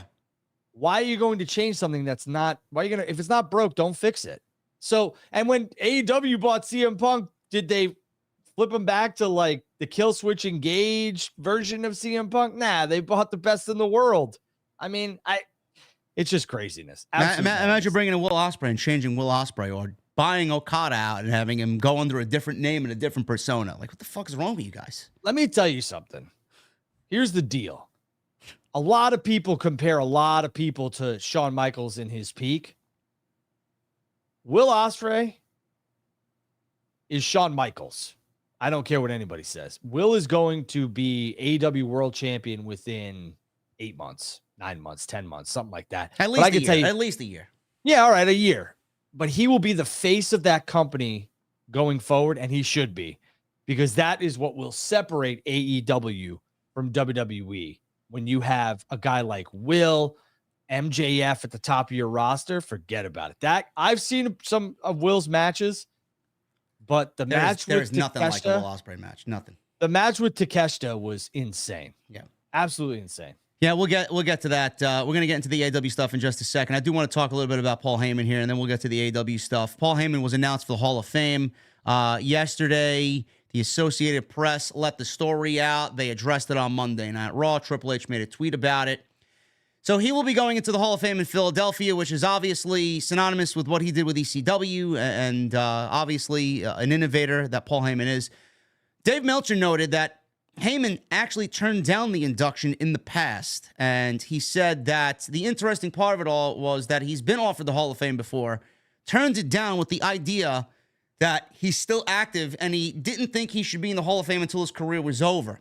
So I think the idea of maybe being the first Paul Levesque inductee, it's in Philadelphia, where ECW was born, and one of his main roster claims to fame as ECW may be his biggest in some ways. So there's that. Maybe they just needed a main eventer, and he's the guy. There's a lot of different reasons. It's like he has been offered this before, and as far as I can see, deserving, of course. There's a lot of people in the WWE Hall of Fame that you can say are questionable, and he ain't one of them. I know I am very pleased, from one New Yorker, yourself as well, Drew, to see Paul Heyman go into the Hall of Fame. An innovator, probably one of the most prolific and most important voices in our generation. And what he's done for the business and the contributions he's made to the business are still, to this day in 2024, especially with ECW, still being felt even well after its death, man. That is amazing and a testament to Paul Heyman. And he is the second greatest voice, managerial voice, in the history of the industry, in my honest opinion, besides Bobby the Brain Heenan. So I will echo everything you just said. ECW, that's right behind me, was so innovative and something that I stayed up to watch late at night as a teenager on WLNY TV 55. Yep. We traded tapes back in high school, bro. People were taping them on VHS and selling them at high school when I went to high school, freshman, sophomore year. It was crazy. Yeah, if you know, you know. Yeah. I'll just leave it at that. The New York market for ECW was never hotter. I remember going over and watching pay-per-views, and it was just to my buddy's house. It was something I'd never seen before. Truthfully, I was just blown away, and it was a different style, and it hooked me. So I thank Paul Heyman for that. I also thank Paul Heyman for, in my opinion, one of the best, if not one of the most underrated commentators in professional wrestling history. I think Paul Heyman's work with Jim Ross for, I think it was like 9 to 10 months, maybe it was a year, was so vastly underrated because they were so good together when Jerry the King Lawler was gone, because I believe they fired the Cat and Jerry left. Yep. I thank Paul for those moments because he was so good during those Alliance days on commentary. And even before that with WrestleMania 17, he was just so good. And then being the manager he is, like you said, unbelievable the amount of champions he has managed. And I would go Bobby Heenan and then Paul Heyman. But I mean, it's well-deserved. It's smart time. It's smart placement. Philadelphia is the time and place. It's going to have an ECW heavy influence. Some bald asshole put that out on social media on this show that I think Paul Heyman was going to be inducted in the Hall of Fame. And here we are. And yeah, guys, Shawn Michaels, if you don't know Shawn, I'm not talking about the Shawn you saw when he came back in 2003 or 2002 to however long it was, 2010, 2011, whatever it was, 2012. Shawn Michaels from like 94 to 98 was untouchable, but I digress. Thank God for Paul Heyman. And a lot of people have a lot of things to say about him, but Paul is well deserving. Yeah, I will say this too as well. The ECW One Night Stand pay-per-views, 2005, 2006, 2 of the greatest WWE productions of all time. Up there with some of their best pay-per-views literally ever in the existence of that fucking company. And I was asked, I'm curious to know what you think, Drew, about who inducts him into the Hall of Fame. A lot of people were like, well, it should have been Brock Lesnar. Brock Lesnar probably won't be there for obvious reasons. If I had to choose a handful of names, in no particular order, that I could see inducting Paul Heyman, it may be Paul Heyman himself. Who the fuck knows? He might not want an inductee, someone to induct him. Bully Ray. I could see Bully Ray do it. Tommy Dreamer or CM Punk. I think CM Punk is the obvious choice here. I don't know if that's the way that they will go. I think Steve Austin is another name that I would not be surprised. But I also think that I think Roman could do it. I could see that. I'm just saying, I think Roman could do it. I really do. I think Roman could do it. You could easily do somebody who's already in the Hall of Fame from ECW. RVD most likely not, because that just doesn't fit RVD. Bubba and Devon, yeah. It really depends on what WWE wants to go, because at the end of the day, Paul is a company man. So if they're like, we'd rather you go this, Paul's probably going to go along with that. So, I'd have to really look back and look at some things. If Terry Funk, God rest his soul, was still with us, I would have loved to have seen Terry Funk do this. Yeah, absolutely. So I can't wait to see that speech. It's probably going to be one hell of a speech right before night one of WrestleMania. Don't forget Foley either. Foley's another one. Absolutely. Let's get into some AEW stuff. You mentioned Will Ospreay, Drew. Revolution was fucking fantastic. A couple of words from my end. I said this on Sunday, very late in the evening, which I still have not recovered from because my sleep schedule has been off, and this guy tells me I'm a fucking maniac. I know I am. Yeah, you were on the air until 5 a.m., bro. I didn't get to bed. Crazy. Too old for this. But I said this in regards, and who knows who's watching, who knows who's going to catch wind of this. Hopefully they are. But Tony Khan gets a lot of shit, bro. I think you and I know Tony Khan gets a lot of shit. I've been very critical of the product. I've been very eye-opened about what he's done. Things don't make sense from week to week. I think things could be better. Everything that we discuss, everything that we sit down and critique, it comes from a good place. It comes from a place of love. It comes from a place of us being fans of the show, whether it's Drew and I or Jesse and myself on Wednesdays or just myself in general. But what he did at Revolution, bro, Tony Khan, and the show that he put on, and the way he's handled Sting for the last 3 years, from day one and the introduction up until that match and everything that happened leading up to it, was picture perfect, man. So if you guys want to shit on Tony Khan, you go and do that, but you got to at least give him some credit for how he's handled Steve Borden, bro. Absolutely perfect in every sense of the word, and you couldn't ask for a better send-off. Yeah, the handling of Sting, Steve Borden, was fantastic. You really couldn't have wrote a better script. No. For Sting and his send-off, his sons being involved, just everything. And here's the deal. I don't care what people say about me on social media. Go for it. I hope you all clip this. We owe a debt of gratitude to Tony. And I'm not saying this because I'm a kiss ass. I'm saying it because it's the truth. Everybody and their mother has an opinion on what Tony should and shouldn't do. But the funny thing is, as these are the same people who don't have $15 to their name or $1,500 to their name, and they're not the ones writing the check. I am grateful for Tony Khan because Tony's giving us something else to watch, something else to digest. I'm thankful for Tony Khan because Tony Khan cares about the professional wrestling industry, and he doesn't care about just money. So I appreciate that from Tony. Tony gave us the return of CM Punk, something I thought would never happen.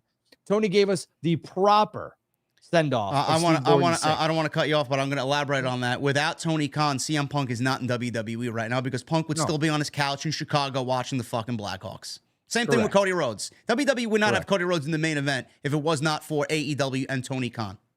You all have so much to say on social media. You have so much to be bitter about or plant your flags. Meanwhile, if the man called or DM'd you, you would be like, hey, Tony, can I have a job? So be critical, but be critical with a purpose. Constructive criticism is what you should be of both WWE and AEW. And I, for one, have nothing negative to say about the person that Tony Khan is, because Tony is a fan and has done right by. You all love NFL owners who are fans because they care about the product. So why don't you all just sit back and either like or don't like what the man is doing, but stop knocking every little move that he makes, because Tony is doing things that I and you cannot do, and that is run a wrestling company and afford to run the wrestling company and give us something else to watch. You don't like it? Cool. But for you to constantly bash a man that you don't know, who's giving you or trying to give you the best form of entertainment he possibly can because he's a fan in his core, to his core, is absolutely absurd in my opinion. Yeah, very well said there. Tony Khan brought in Will Ospreay, and obviously Will Ospreay was one of the stars of the entire show on Sunday. The match of the night, bar none, against Konosuke Takeshita. And the match itself was being talked about, says Dave Meltzer. He noted this in the Wrestling Observer Daily Update, that another big thing noted to us at the Observer was the reaction of the stars from the past in regards to Will Ospreay and the match with Konosuke Takeshita. As many people there, who had been in the business for decades, had never seen Ospreay's work up until that match. It was added, they could not believe how good he really was. A lot of former wrestlers were at the show to support Sting, and Ospreay obviously had a 5-star match plus with Konosuke Takeshita, and he's slated to work Kyle Fletcher on Dynamite this week, which should be another banger match. I said this on social media when the match was over, Drew. There's nothing like a Will Ospreay match. I know a lot of people are high on his work, and then obviously you got the WWE side, the elitists who don't think he's a big star, and it's not that big of a deal that they got him over there. Let me tell you something. Will Ospreay, I don't know what Tony Khan is going to do with Will. I don't know what the plan is for Will.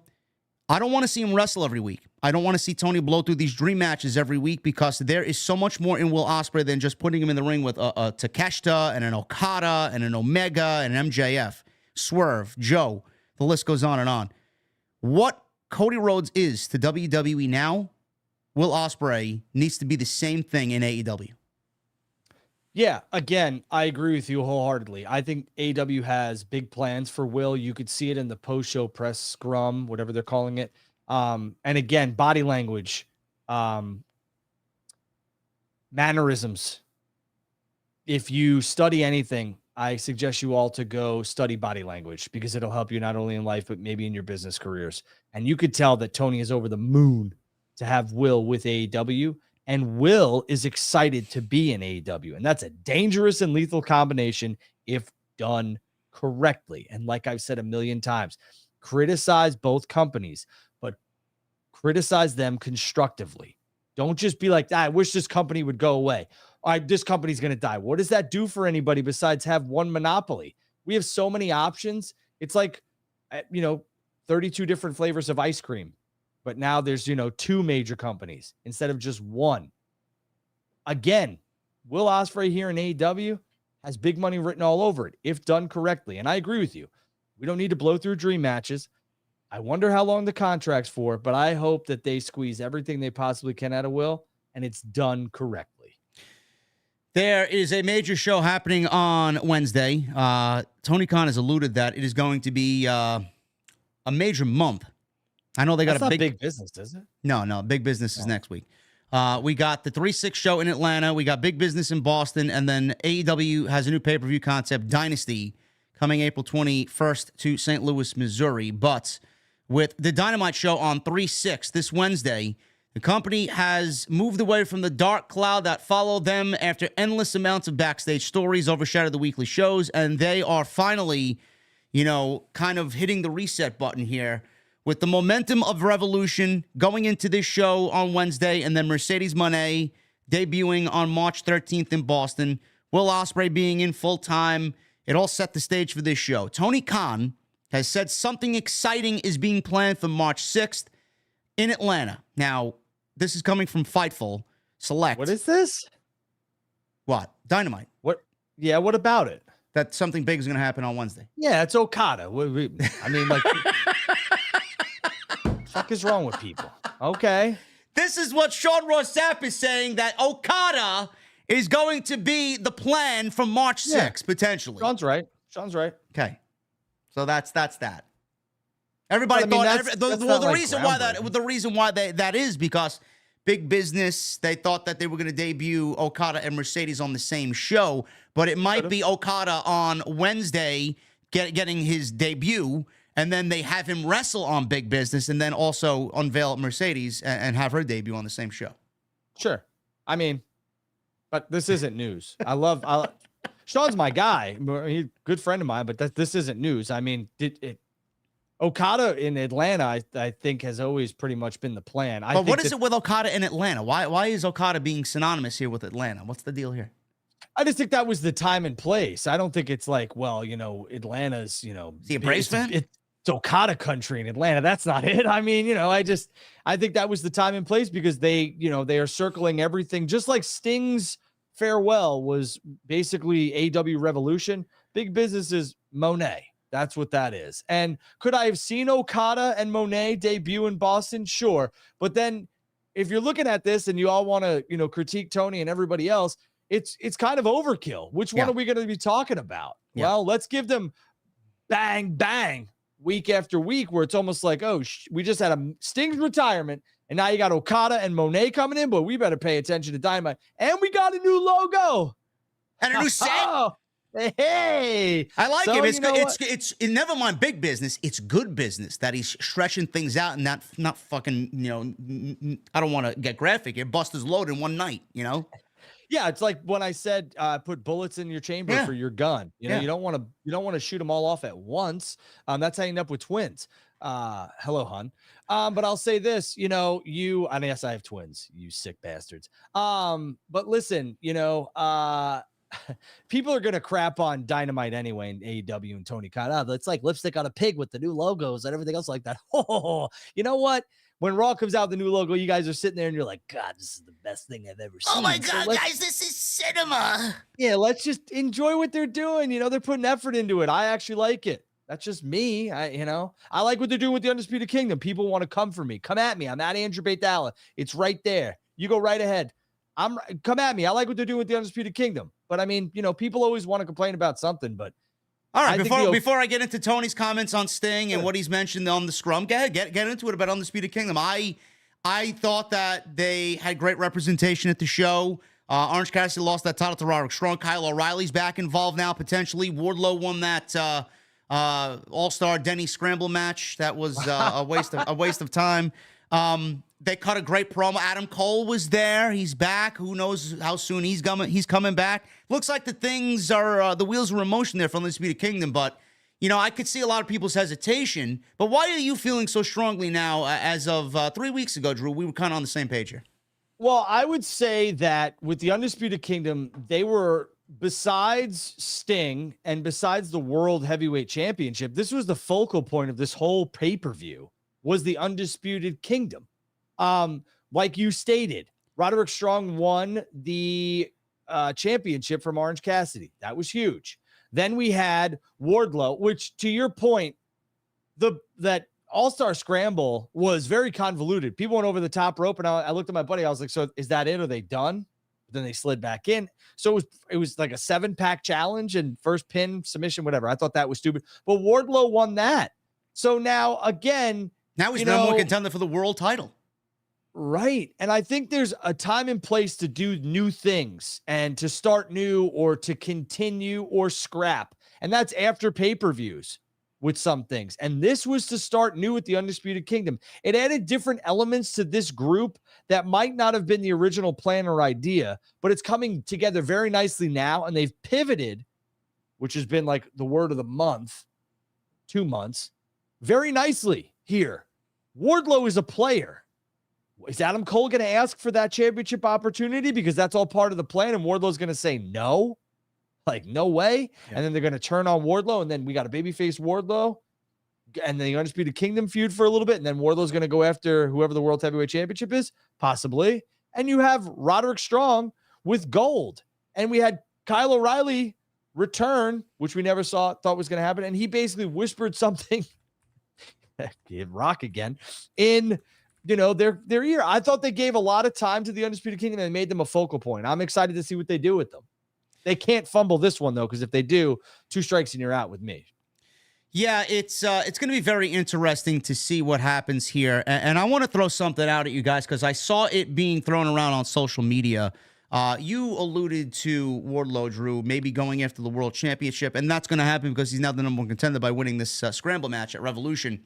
Is Adam Cole going to ask for that championship contract? Is he going to give it up? I like the idea of that because that was kind of alluded to when this group first joined and they unveiled Adam Cole as the devil because Adam Cole's always wanted the world championship and he was jealous of MJF. But now with this pay-per-view coming up, we got Dynasty on April 21st. I don't watch much MLW, but I do know MJF, and MJF was part of a group in MLW called Dynasty. It was himself, it was Richard Holiday, Alex Hammerstone, and Gino Medina, Grogan as well. Not too familiar with those two gentlemen, but MJF was a part of the group called Dynasty. Does this lead to MJF coming back? Does this have anything to do with MJF getting back to television? Because with World's End, it had to do with MJF on Long Island. We were there. And you said it. It's kind of weird that they named it World's End. I'm assuming that they kind of played into MJF's World's Ending. Now with Dynasty, are we seeing the same similar play on words here where that was his end and this is his return, Drew? Do you see anything like that happening? I think MJF and Cole are probably sooner rather than later. But I hold them off a little bit because you have, obviously as long as you possibly can in terms of storyline stuff. If they're ready, they're ready. And you probably want to, yes, use guys, I know Hammerstone is in TNA. Hammerstone would be filled in by Wardlow. Thank you. Thank you, Drew. Yes. Fucking guys. I think that, you have Okada. You just had Will. You're having Monet. If all of a sudden you're pushing out MJF's return and Adam Cole's, I think it's a lot.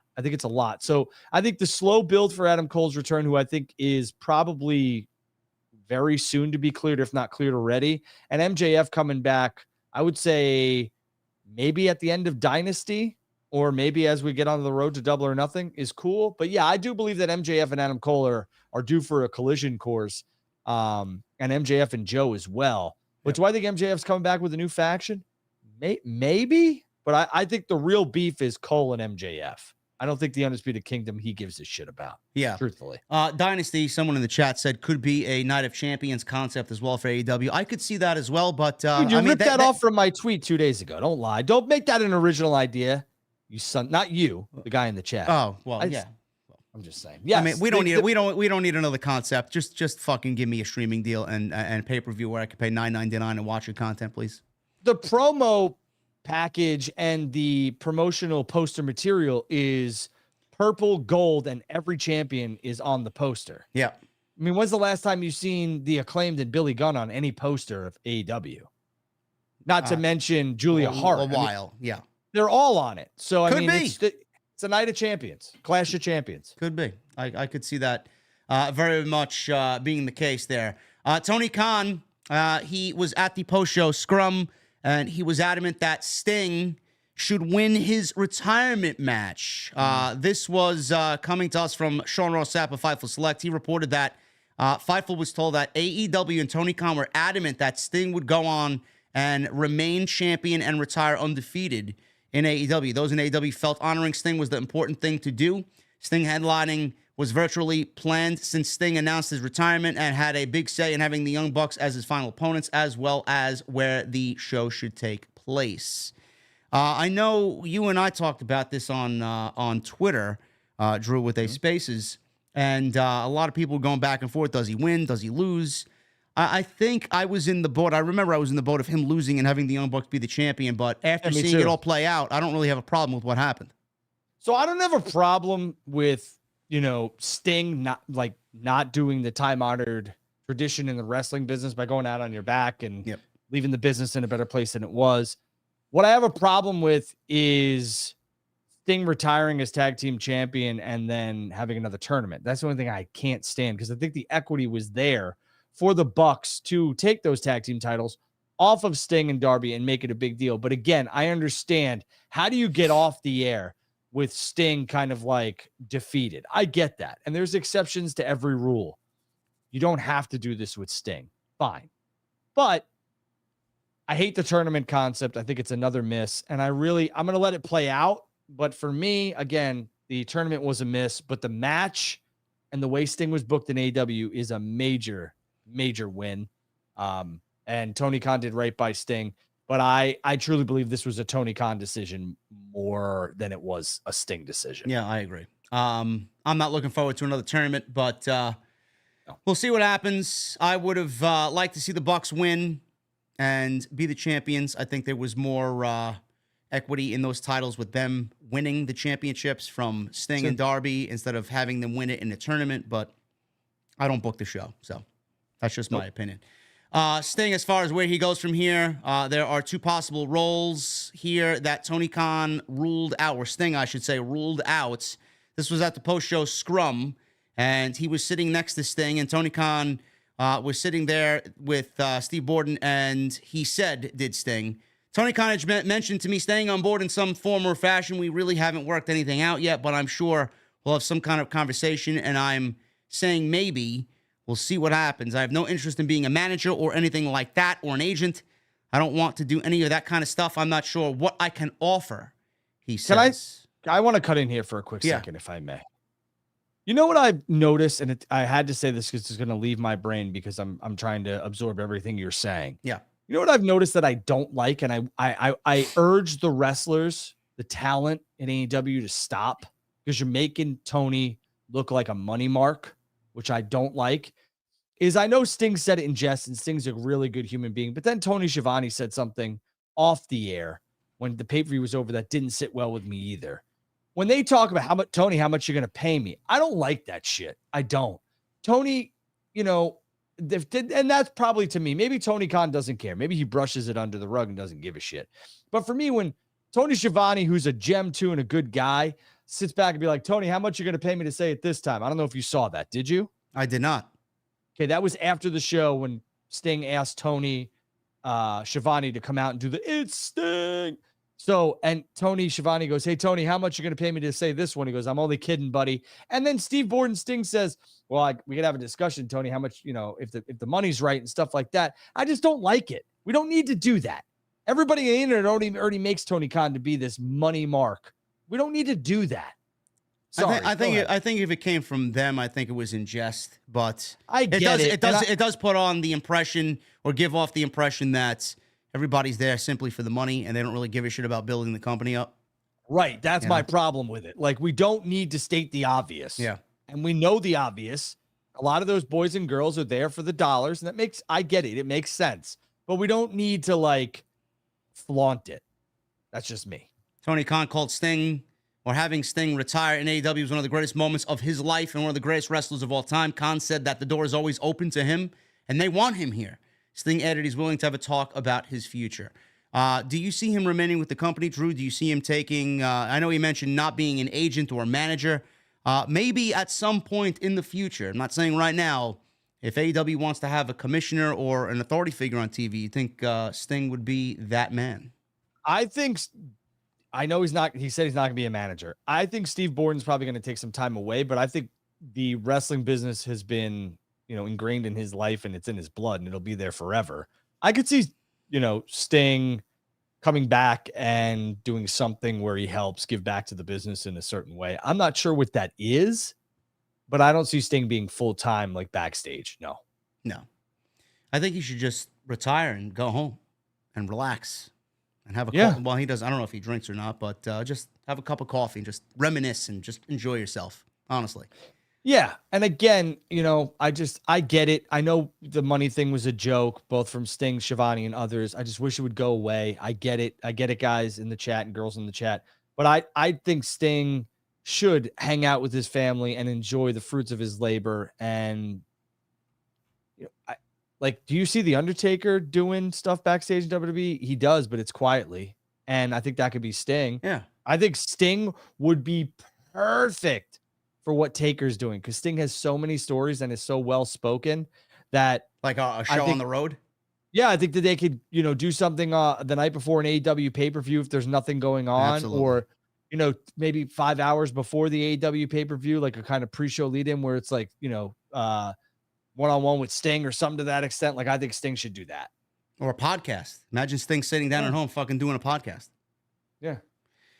But Tony Khan also talked about Ricky Starks, and he talked about, actually, you know what? Before we get to the Ricky Starks thing, there was a thing on Sting additionally here about AEW not having footage from his WWE days or whatever the case may be. No footage from any matches from any WWE-owned libraries made it onto the pre-introduction that they gave him before his actual entrance.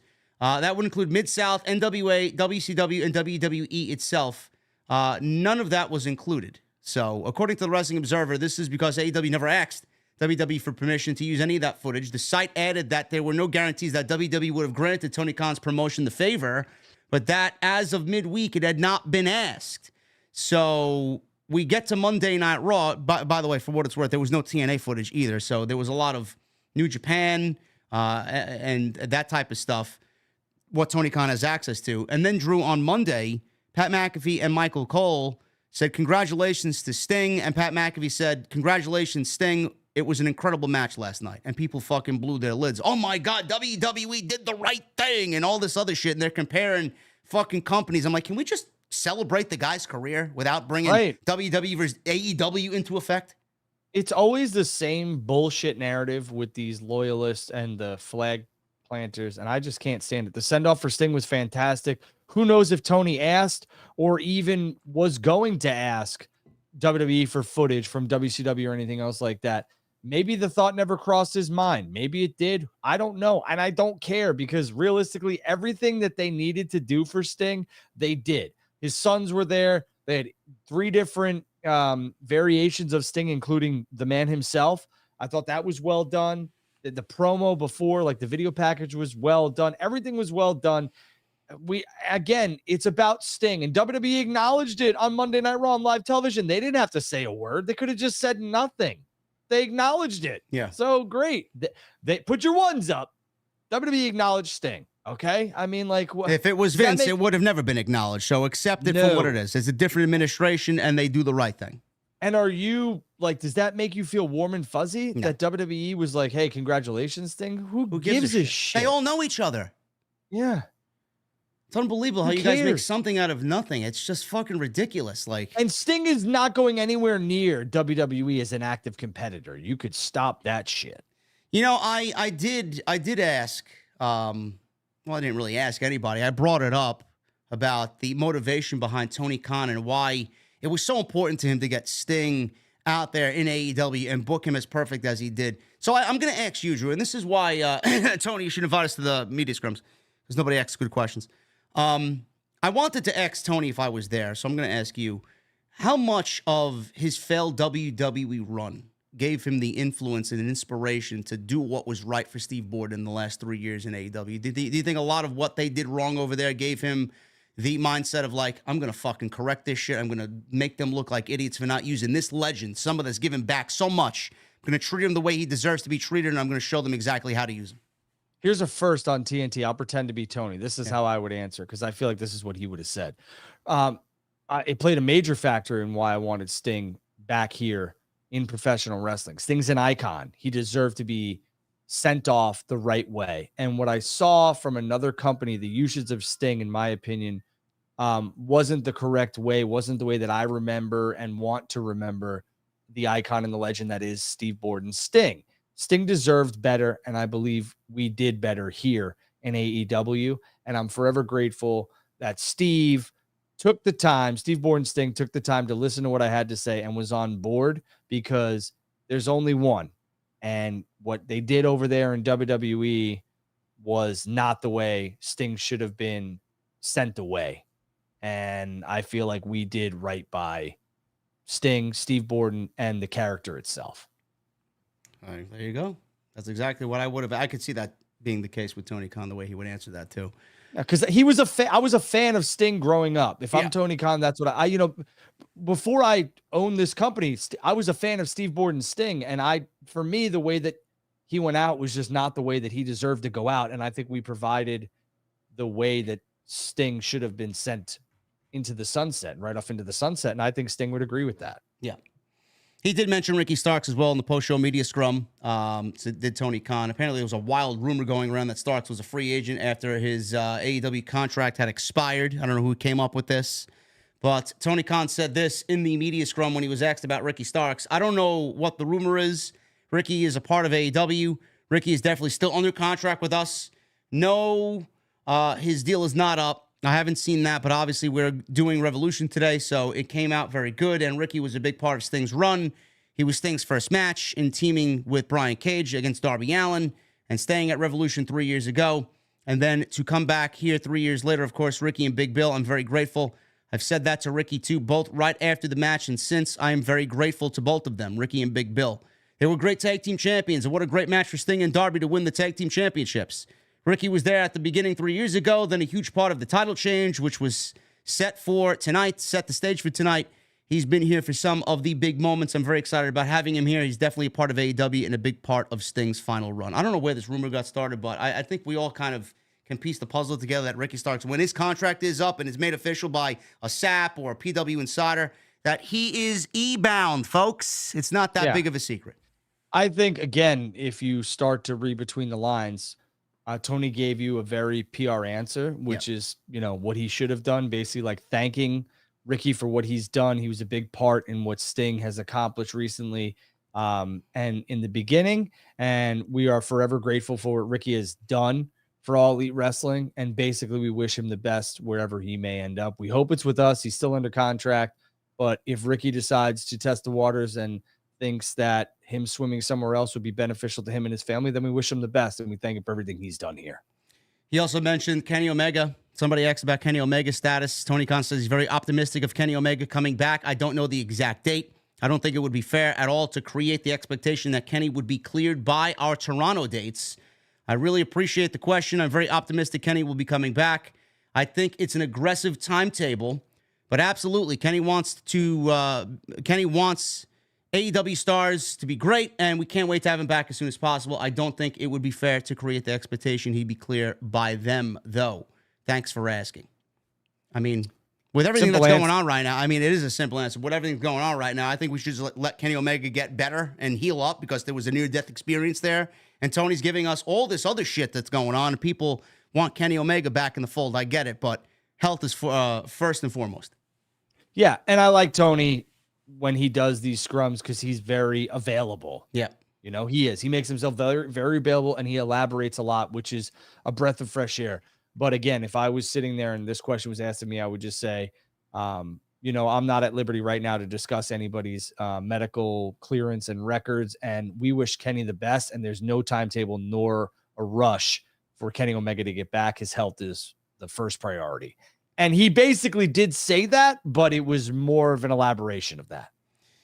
Visa issues are a problem between CMLL and AEW's partnership here. It could impact whatever they have planned for Forbidden Door. Mike Johnson of PW Insider reports that the United States government is in the process of canceling U.S. work visas for nearly 20 CMLL stars in Mexico. And if that happens, getting new visas could take months. So everybody that you've seen on TV, plus who they want to bring in, possibly might not be able to work the United States until they get new visas. Mike Johnson cites sources who note that the situation comes after Full-Blown Pro Wrestling, an independent company in Texas that effectively sponsored the group visas, had issues with CMLL management over the process. The report notes that CMLL head Salvador Luteroth had put other employees in charge of the visa process for the company's talent.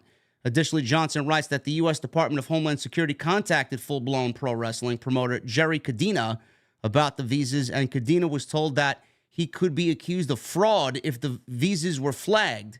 Cadena was said to have reached out to CMLL about the problem, and they said they would handle it through the U.S. Embassy in Mexico, though Department of Homeland Security issues work visas in the United States. Per Johnson, that would mean, barring a miracle, Drew, the impacted talent would not be able to travel to the United States legally until they acquire new visas. The process could take multiple months, even if those involved pay fines to speed up the process, and there are no issues. The work visa process can take 6 to 12 months. So I know you and I talked about the Forbidden Door concept being a played out one, and that they need to do something to really keep it going, because as of now, New Japan and AEW isn't going to work out this year, so that's why they brought CMLL into the fold. And now with this news, they might not even be a part of the Forbidden Door, because it could take anywhere between 6 to 12 months per Mike Johnson of the PW Insider. What do you make of this? Why is the New Japan Pro Wrestling stuff not happening with AEW? Oh, it is. It's nothing's going to happen there. It's just they wanted to add CMLL to Forbidden Door. Now they can't. Well, potentially. Okay. Swing and a miss. Oh, man. Yeah, listen, man. Queens. I'm sure Queens is heartbroken, man, that they're not going to get CMLL at fucking Arthur Ashe Stadium, man. Listen, those guys worked their balls off from what I've seen, and good for them. But great. Yeah, but at the end of the day, like, do you think people are crying in their cereal because they're not going to see CMLL at Forbidden Door? I don't think so. And I think Tony was smart to stop featuring said talent because he can't, because we don't know what's going to happen with it. So I'm not taking a chance on somebody I don't know is going to be able to work. No, thanks. Oh man, I can't wait to not see Diablo 1 and Diablo 2 and Espiritu Negro. There you go, man. I mean, yeah, whatever, man. That's going on there. It is what it is. Listen, Forbidden Door is going to be great, man. We got Dolph Ziggler and Matt Riddle holding New Japan titles, man. Who are we putting them against?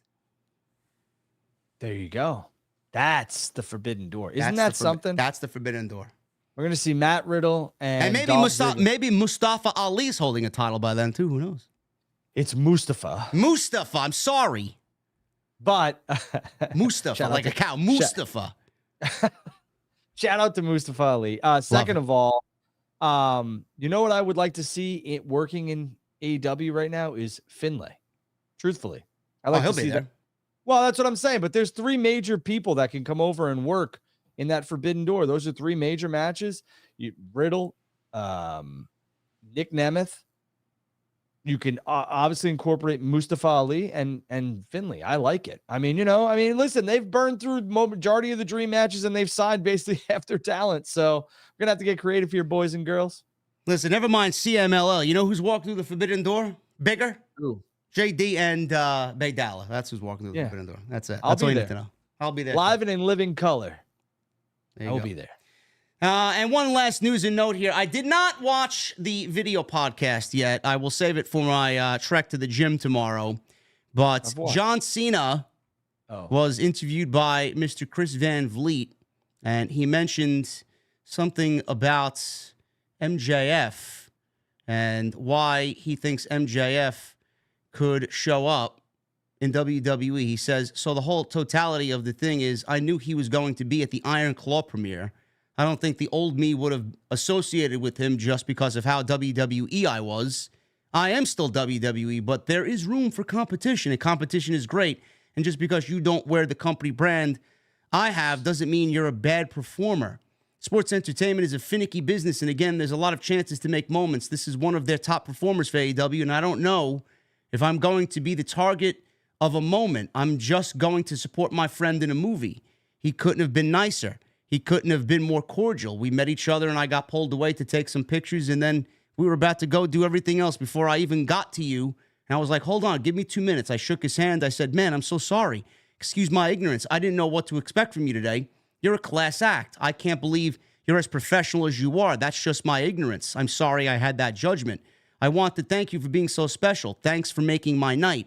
Then we got back, and I was able to talk to him more, and I was kind of like, maybe we can get you to play for the right team one day and all that. There's no denying the fact that he's doing good work, and I don't think I should have ignored that. Honestly, I was floored by his professionalism. He wants MJF to play for the right team, bro. Listen, man, if John Cena is saying that, what does that signify about what people are thinking about MJF in the industry itself? I mean, I think Cena Taker endorsing, quote unquote, MJF is smart business on their behalf because we know both of those men are never walking through All Elite Wrestling's doors. No. So I think, if they could get a talent like MJF to possibly walk through WWE's doors, then that's smart. John is a very articulate, smart man, and so is Taker. So they are going to sell you on the possibility of MJF ending up in WWE because why not? And the fact of the matter is, here's the deal. MJF will eventually be in WWE. I just don't see it being anytime soon. Yes, I agree. So. That's all I got on my end, man. Before we get into the Super Chats, you got anything else you want to add to this episode 38 here? I had one thing. I want to say we covered it. Let's talk about the glass. Did you want to talk about that? Sure.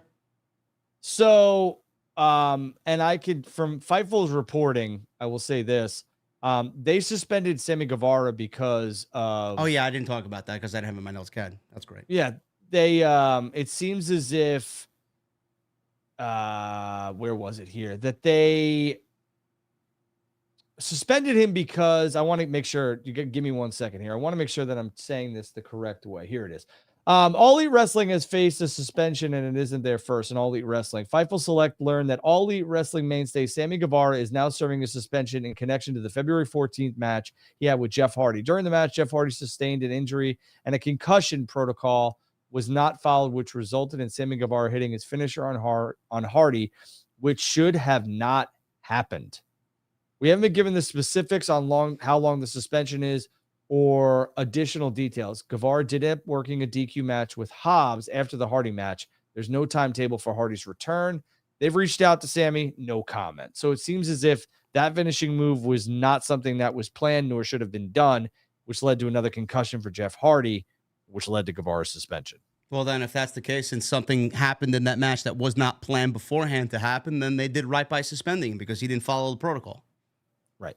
There you go. Let's talk about the glass. So a lot of people were making a big deal about the glass spot with Sting when Sting, the Young Bucks propped up that glass in the corner of the ring. Sting got thrown back first, feet first, into the glass, and the glass went flying into the crowd.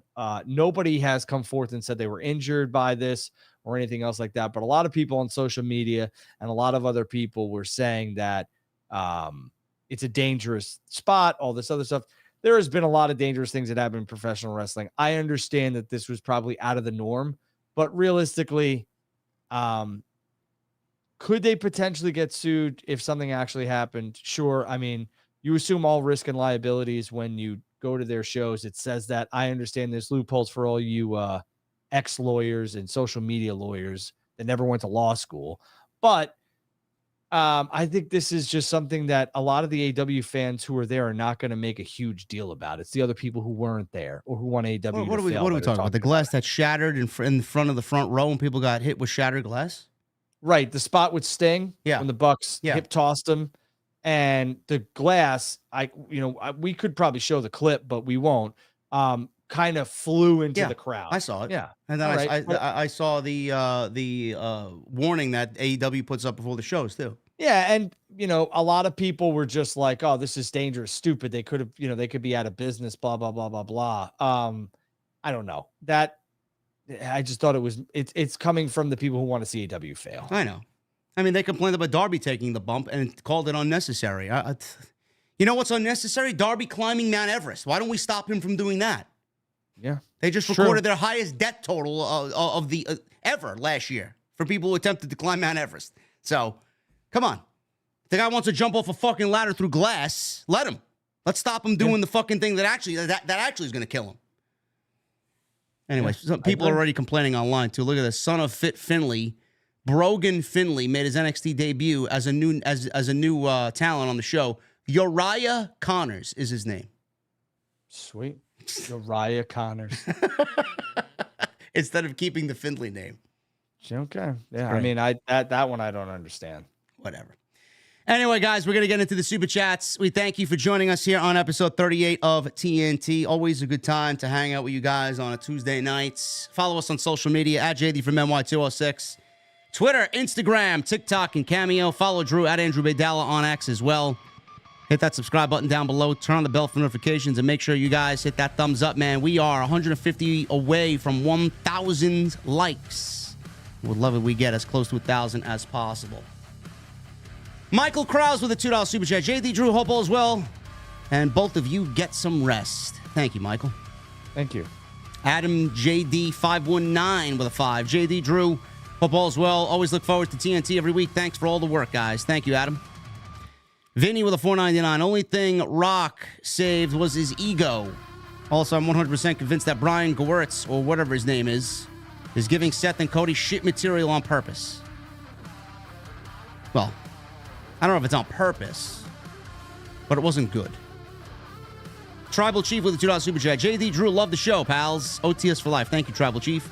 Michelle Moran with a $5 super chat. McIntyre may be right. Seth has no business being in the Cody bloodline situation, but he's getting involved just to keep himself relevant. Lewis with a $9.99. Smoking a cigar and listening to two of the best. I truly appreciate you guys. Thank you, Lewis. All right. Thank you, Lewis. Senile, thank you again, brother, for the 100 in super chat. Rudy V with 7 months. Thank you, man. We need a shirt for Drew that says, "Go stack marbles on the freeway." Honestly, We you need guys. Go What? ahead. I was going to say, We need a honestly, TNT zip up. yeah, we do. Honestly, you guys are great. Inspired me to stream when I'm gaming. OTS for life. Thank you, Rudy V. We could turn anything into a T-shirt, man. It's got to be the right design. I got somebody designing some custom stuff for me for WrestleMania, so you'll all see it All right. soon. Nice. Michelle Moran with a 2. What else you got? I got a gift for you too. That'll be Okay. custom. You'll see it. Nice. Who will betray the other first, Rock or Roman? Rock would be the one to betray Roman. But can we just talk about this? Like, I think what's going on right now with the whole Rock and the one thing and like this, I think it's all being telegraphed right in front. And I just don't think the Rock's that obvious with his stuff. It's kind of strange. Yeah. El Mulato with a 20. It's not about giving one good show, it's consistency. I don't trust TK on that yet. By the way, is it something casual that all the CM Punk buddies on Collision are getting buried? FTR, Miro, Ricky Starks, House of Black, Andrade, etc. I mean, that's a tinfoil conspiracy there, El Mulato, but one that I've honestly taken notice of myself over the last few weeks. Seems like people really want a TNT zip up. We'll do our best to make it happen. Yeah. Beyond the Script with a $9.99. El Mulatto, thank you for the 20. Hey, JD and Drew, my girl just got a job, so it might take me a few weeks to save for the tailgate during Mania. Can y'all save me just one in case? It's for my birthday. Are they going to sell out? Very likely, but I will do my best. Yeah. I know we're capped at about, I want to say it was like 200 people because there's, health and safety protocols. And we're getting close to that without the announcements per day. So 400 total. So I'm telling you right now, I'm not trying to sell anything.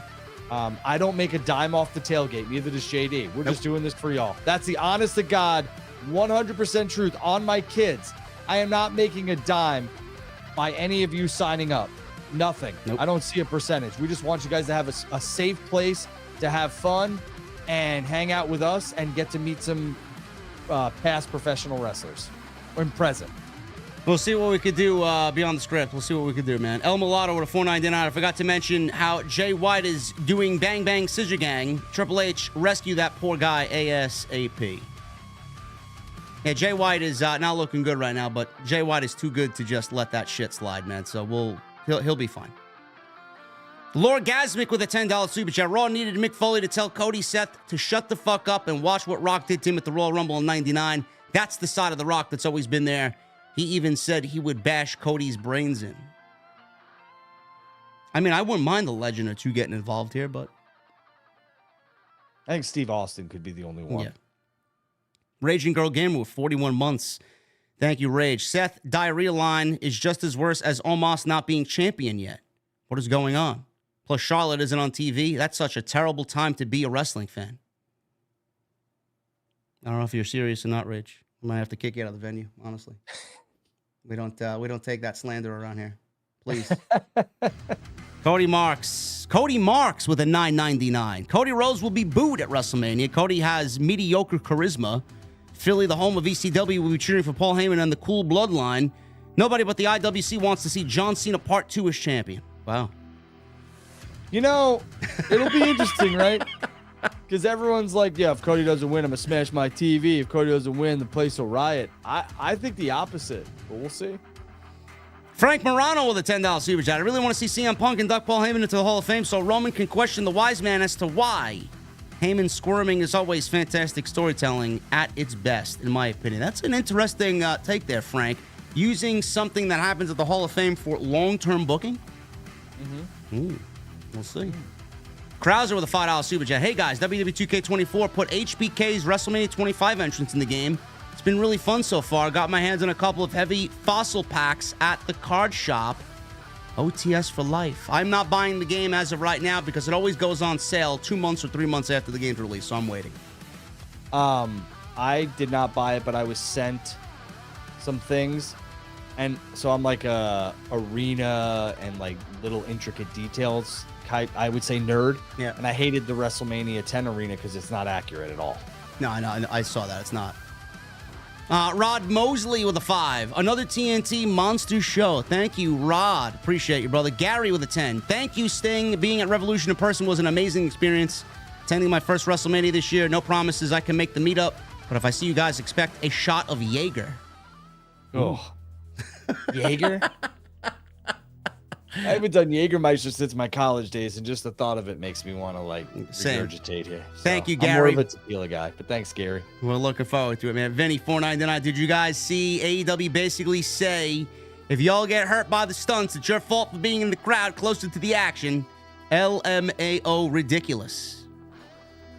I mean, it is what it is, you know. All right, bro, just like I go to a fucking concert and the lead singer wants to stage dive off the fucking stage and I'm standing there, it's going to happen. And you know what? I'm going to be like, all right, I enjoyed the fucking show, man. I'm not going to bitch and moan and sue the band. Come on. Yeah, I mean, I feel like everyone's always out to be like, I slipped and fell on your front porch. I'm going to sue you for $1 million. It's like, guys, go make money. Go work. Go to work. Beyond the script with the 499, Drew McIntyre's playing CM Punk's music outside the arena last night was hilarious. Did you see it, JD? Yes, I did. Drew is on fire. Drew's a menace. David Thiering with a 5. Hey, guys, what do you think for the stipulation that best fits Jay vs. Jimmy at WrestleMania? That's been teased in the past few weeks. Keep up the great work. Do we need a stipulation?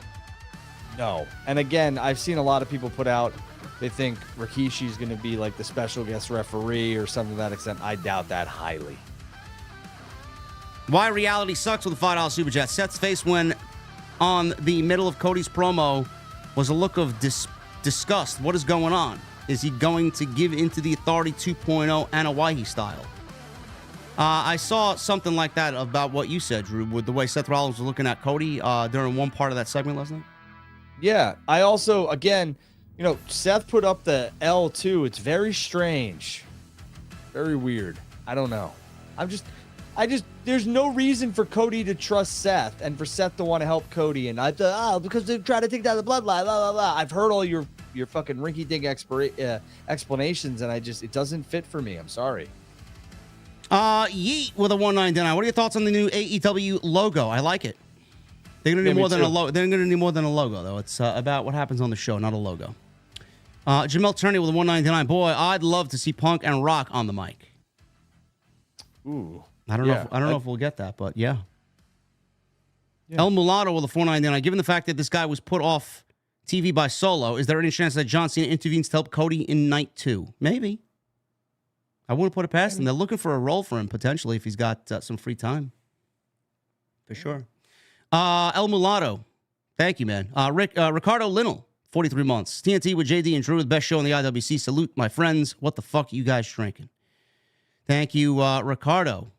Always appreciate you, brother. Michelle with a 5. Do you think Drew will get screwed by the bloodline inadvertently when they try to screw Seth out of his title and they end up helping Priest cash in? I mean, it's a possibility. I think that briefcase is coming off Priest sooner rather than later. And I do understand for all you date Nazis. I do get it. Like, his time is coming up within, like, what is it, 4 months? Yeah. 5 months. But I think it's coming off sooner rather than later. 199 from T. Roman turns on Rock and says he doesn't need him. Again, one of the things that we've discussed, for sure. I just don't want to see it yet. No. It doesn't mean that if Cody doesn't get turned on by Seth or Seth doesn't, do what I say, that I'm going to crap all over what happens and Rock and Roman. If it works, it works. I don't want to see the bloodline, this new version, break up yet. Cody Marks with the 199. Jey Uso turns on Cody. No. No, Jey Uso he's become such a big single star. I don't see him going back on that. James Gender with a 4 months. Rikishi comes back and interferes for The Rock. No. Firefly with the new membership. Thank you, Firefly. Jamel Turney with a 499. What if everyone who the bloodline is screwed over helps Cody defeat the bloodline? Again, that could play into the whole Avengers aspect. Yeah, I don't know that world, but I will say that it seems like it's just a bunch of superstars or like really big superheroes banding together. So that could be the story here. JF with a 499. Rock did mention Triple H by name when he said VP of Who Gives a Shit, Triple H. Fox censored it a little too long on the WWE YouTube channel. It's there. Oh, well, I didn't hear it and I didn't go back to watch it on YouTube, but I believe you, Jay, if it's there. Triple H is not a vice president of anything, though. No. He's the chief content officer. I did hear the crowd chant Triple H, and he just kind of blew past it. Mm-hmm. Vincent O'Connell with a $7 super chat. Great show. Austin should induct Heyman, member of the Dangerous Alliance, original ECW, and work together in WWE. Yeah, I mean, yeah.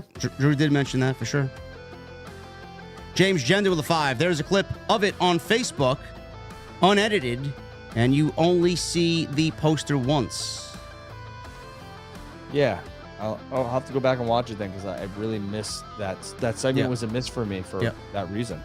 Mohammed with a 5. JD, how would you feel about Raw being moved to Wednesday and competing with Dynamite? No. No, thank you. Boy, if WWE wanted to get real petty, that would put a real big dent into AEW. Yep. David Godet with a $5 super chat. Usually when people are inducted into the Hall of Fame, people thank Vince. Will the WWE now ban that this year? Yeah. Vince is not going to be mentioned in any way. He wasn't mentioned from the get-go of the Hall of Fame. Arrangements with a $4.99. Jade Cargill has been arguing with Io on Twitter. Do you possibly see her teaming with Bianca or Naomi to go after the women's tag team titles at WrestleMania? Yes, that's what they're setting up for. Yeah. Or they could make it they could do a 6-man, 6-woman, I guess. Yep. Grant with a $4.99. Hey, JD and Drew. Heyman really deserves this Hall of Fame spot, especially in Philly, where ECW was born. Great stream as always, guys. P.S. Rocky sucks. Heyman certainly deserves it, Grant. Phantom with a $100 super chat. Thank you, Phantom67. He says, TNT 38, let's fucking go. I don't like Seth and Cody working together at WrestleMania. Cody is a fucking clown. Hope Drew beats the holy shit out of Seth. I'm hoping if Cody's going to win at WrestleMania, he does it on his own. Anyways, cheers, JD and Drew. Cheers. Thank you. Thank you, Phantom. Adam 519, $5 super chat. My biggest criticism of Tony Khan is booking and AEW's too many titles. They do. Fair. The titles, yes.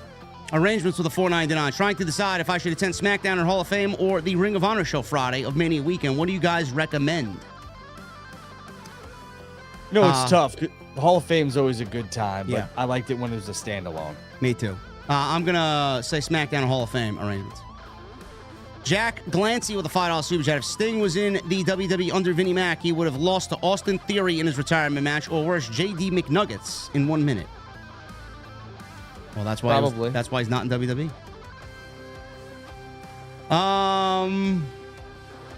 Who else do we got here? Thomas with a 5. Hey, JD Drew, who do you think Monet should face first? How would you book The Undertaker versus Sting? No, JD, I'm not drunk yet. LOL. Who do I think Monet is going to face first? I think they're setting up Serena Deeb. And Undertaker and Sting should have happened at WrestleMania 33. Not Triple H. Yeah. Great episode. Well, again, I'm sorry. What were you going to say? Yeah, no, Taker and Sting should have happened at 31. It didn't. We got Triple H and Sting. Oh, 31. Was that 31 or 33? 31. And then I think they should have done it at 32, but this, I guess for whatever reason, the stars didn't align. Sting went into the Hall of Fame. All those wood cabin promos in the rain, that's... don't get me started. That should have been for Sting, man. Don't get me started. That was WrestleMania 27. Yep. Thomas, thank you, brother. Chris with a $4.99. Great episode of TNT. Question for Drew. When Sting was in WWE, was there ever talks of Sting Taker for WrestleMania 32 before Sting broke his neck at Night of Champions 2015? Yes. That was the plan. Sting and Taker were supposed to either fight at 31 or 32. I think they were trying to get as much as they possibly could out of Sting, and Sting and Taker was supposed to happen at 32, yes. Adam 519, $2 super chat. No more rent the Lucha for Tony. Well, not right now. If they all got visa issues, sure. Kal-El with a $2 super chat. RWG Pittsburgh native Virgil. Mustangs rule. Rest in peace, Virgil. Yes. Phil, 27 months. Always. TNT was great. Revolution was amazing. An awesome send-off for Sting. Wrestling has never been better. God bless. Thank you, Sting. Thank you, Phil. Thanks, Phil. Lucas with a $4.99. U.S. title match at Mania. Maybe that's why they ain't going to go that route for the IC title for JD's idea. Also, maybe they aren't allowed to use Finlay's name. I think it's a missed opportunity. I know we glanced over it, but yeah, I mean, it's not that big of a deal. We'll have a great match on Monday. It's a missed opportunity not to use night one going into night two for the IC title. That's just my opinion. It is what it is. Yeah, I would have liked to have seen a multi-man ladder match, but we'll see. Lucas with a $4.99 U.S. title match. Thank you, brother. El Mulatto with a $4.99. Having fun here with 2K24 playing Showcase HBK versus Razor Ramon WrestleMania 10. One of the greatest matches in the history of that company, Mulatto. Agreed. Heaven Saint with a $4.99. I don't want to see Darby lose. It already. Actually, no. I don't want to lose Darby. Also, he says it already sucks that we lost Brody and Bray. Keep up the good work, fellas. Thank you, Heavens. Yeah. That's another big question mark with AEW. Where does Darby go now? I don't know. Like, he's forfeiting a championship because he he supposedly doesn't have a tag team partner. He wants to, replace Sting, which I kind of get. But shouldn't Darby be put into a championship title opportunity because he's relinquishing a championship that he doesn't really need to? He could find another tag partner. Yep. I don't know what he does. I feel like he's going to be lost for a little bit. Anthony, $4.99. Love TNT. Best show out there. What is your favorite WrestleMania match and why? My favorite WrestleMania match is Undertaker versus Shawn Michaels, WrestleMania 25. Bret Hart, Steve Austin, WrestleMania 13. That's number 2 on my list. Miles Morable with a $9.99. Besides the Shriek ending, what other matches in history do you absolutely 100% will never be okay with? Triple H beating Punk and Sting will never sit right with me. OTS for life. Hashtag Google it.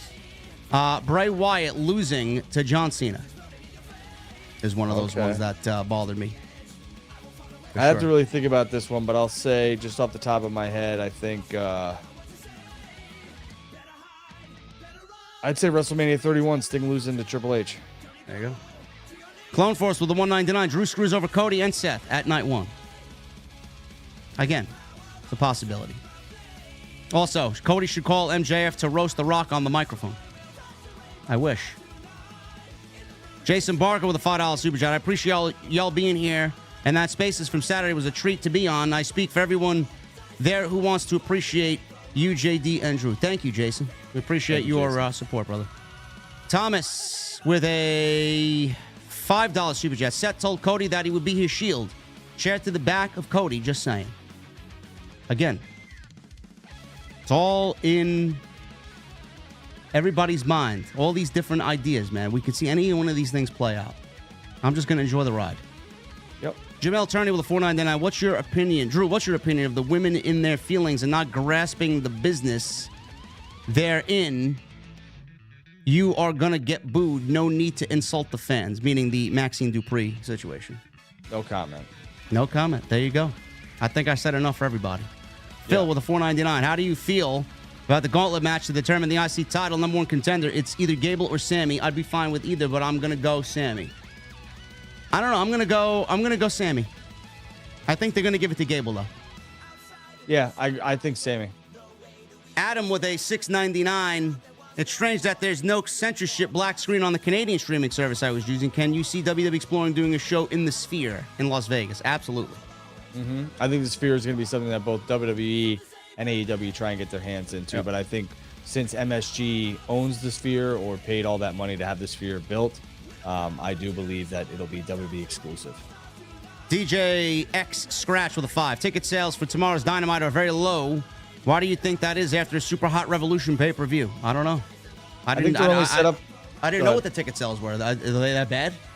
I think they're only set up for 4,000. Like I think the guard is changing in terms of like what venues AEW books. I could tell you right now, I haven't looked at the manifest, but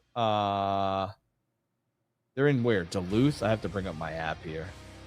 Yeah, I think they're set up for 4,000, and I want to say that they've sold like 3,200. So, I mean, not bad. It's the arena in Duluth, if I'm not mistaken. Duluth, Georgia. Yep. Right? I think so. Clone Force with a $4.99. Rollins turning on Cody makes 0 sense because it will make Seth look stupid after Rock and Roman talk so much shit about him. Yes, but that's all a part of the We plan. agree with that, yeah. Kal-El with a 2. Did WWE say anything about Virgil? Yes, they gave him a little graphic on Monday Night Raw. And Ali, $4.99. Hey, JD and Drew, what are y'all favorite Sting moments? What's your favorite Sting moment? It's got to be Starrcade 97 when he finally returned and like wrestled. Probably the first time we saw Crow Sting, I'd say. Huh? Yeah, I mean, just that whole, if you haven't, go back, go on Peacock, go watch the whole like genesis of that. It was just so well done. Yeah. Guys, that's all we got for you on this Tuesday night. We really appreciate every single one of you that showed up tonight and hung out with us, super chatted us, talked wrestling with us. Thank you guys very much for all your support on the show. Drew and I really appreciate it. Get your tickets to the meet and greet, the tailgate. Link is pinned in the live stream chat. Go and check that out. Get your tickets today. It will be gone before you know it. And then make sure you guys follow us on social media at JD from NY206, at Andrew Bedell on X. Hit that subscribe button down below. Turn on the bell for notifications. And make sure you guys continue to hit that thumbs up We need, as of right now, 97 likes for 1,000 on the evening. Guys, we'll see you next week for episode 39 of Tuesday Night Titans. We'll see you next week.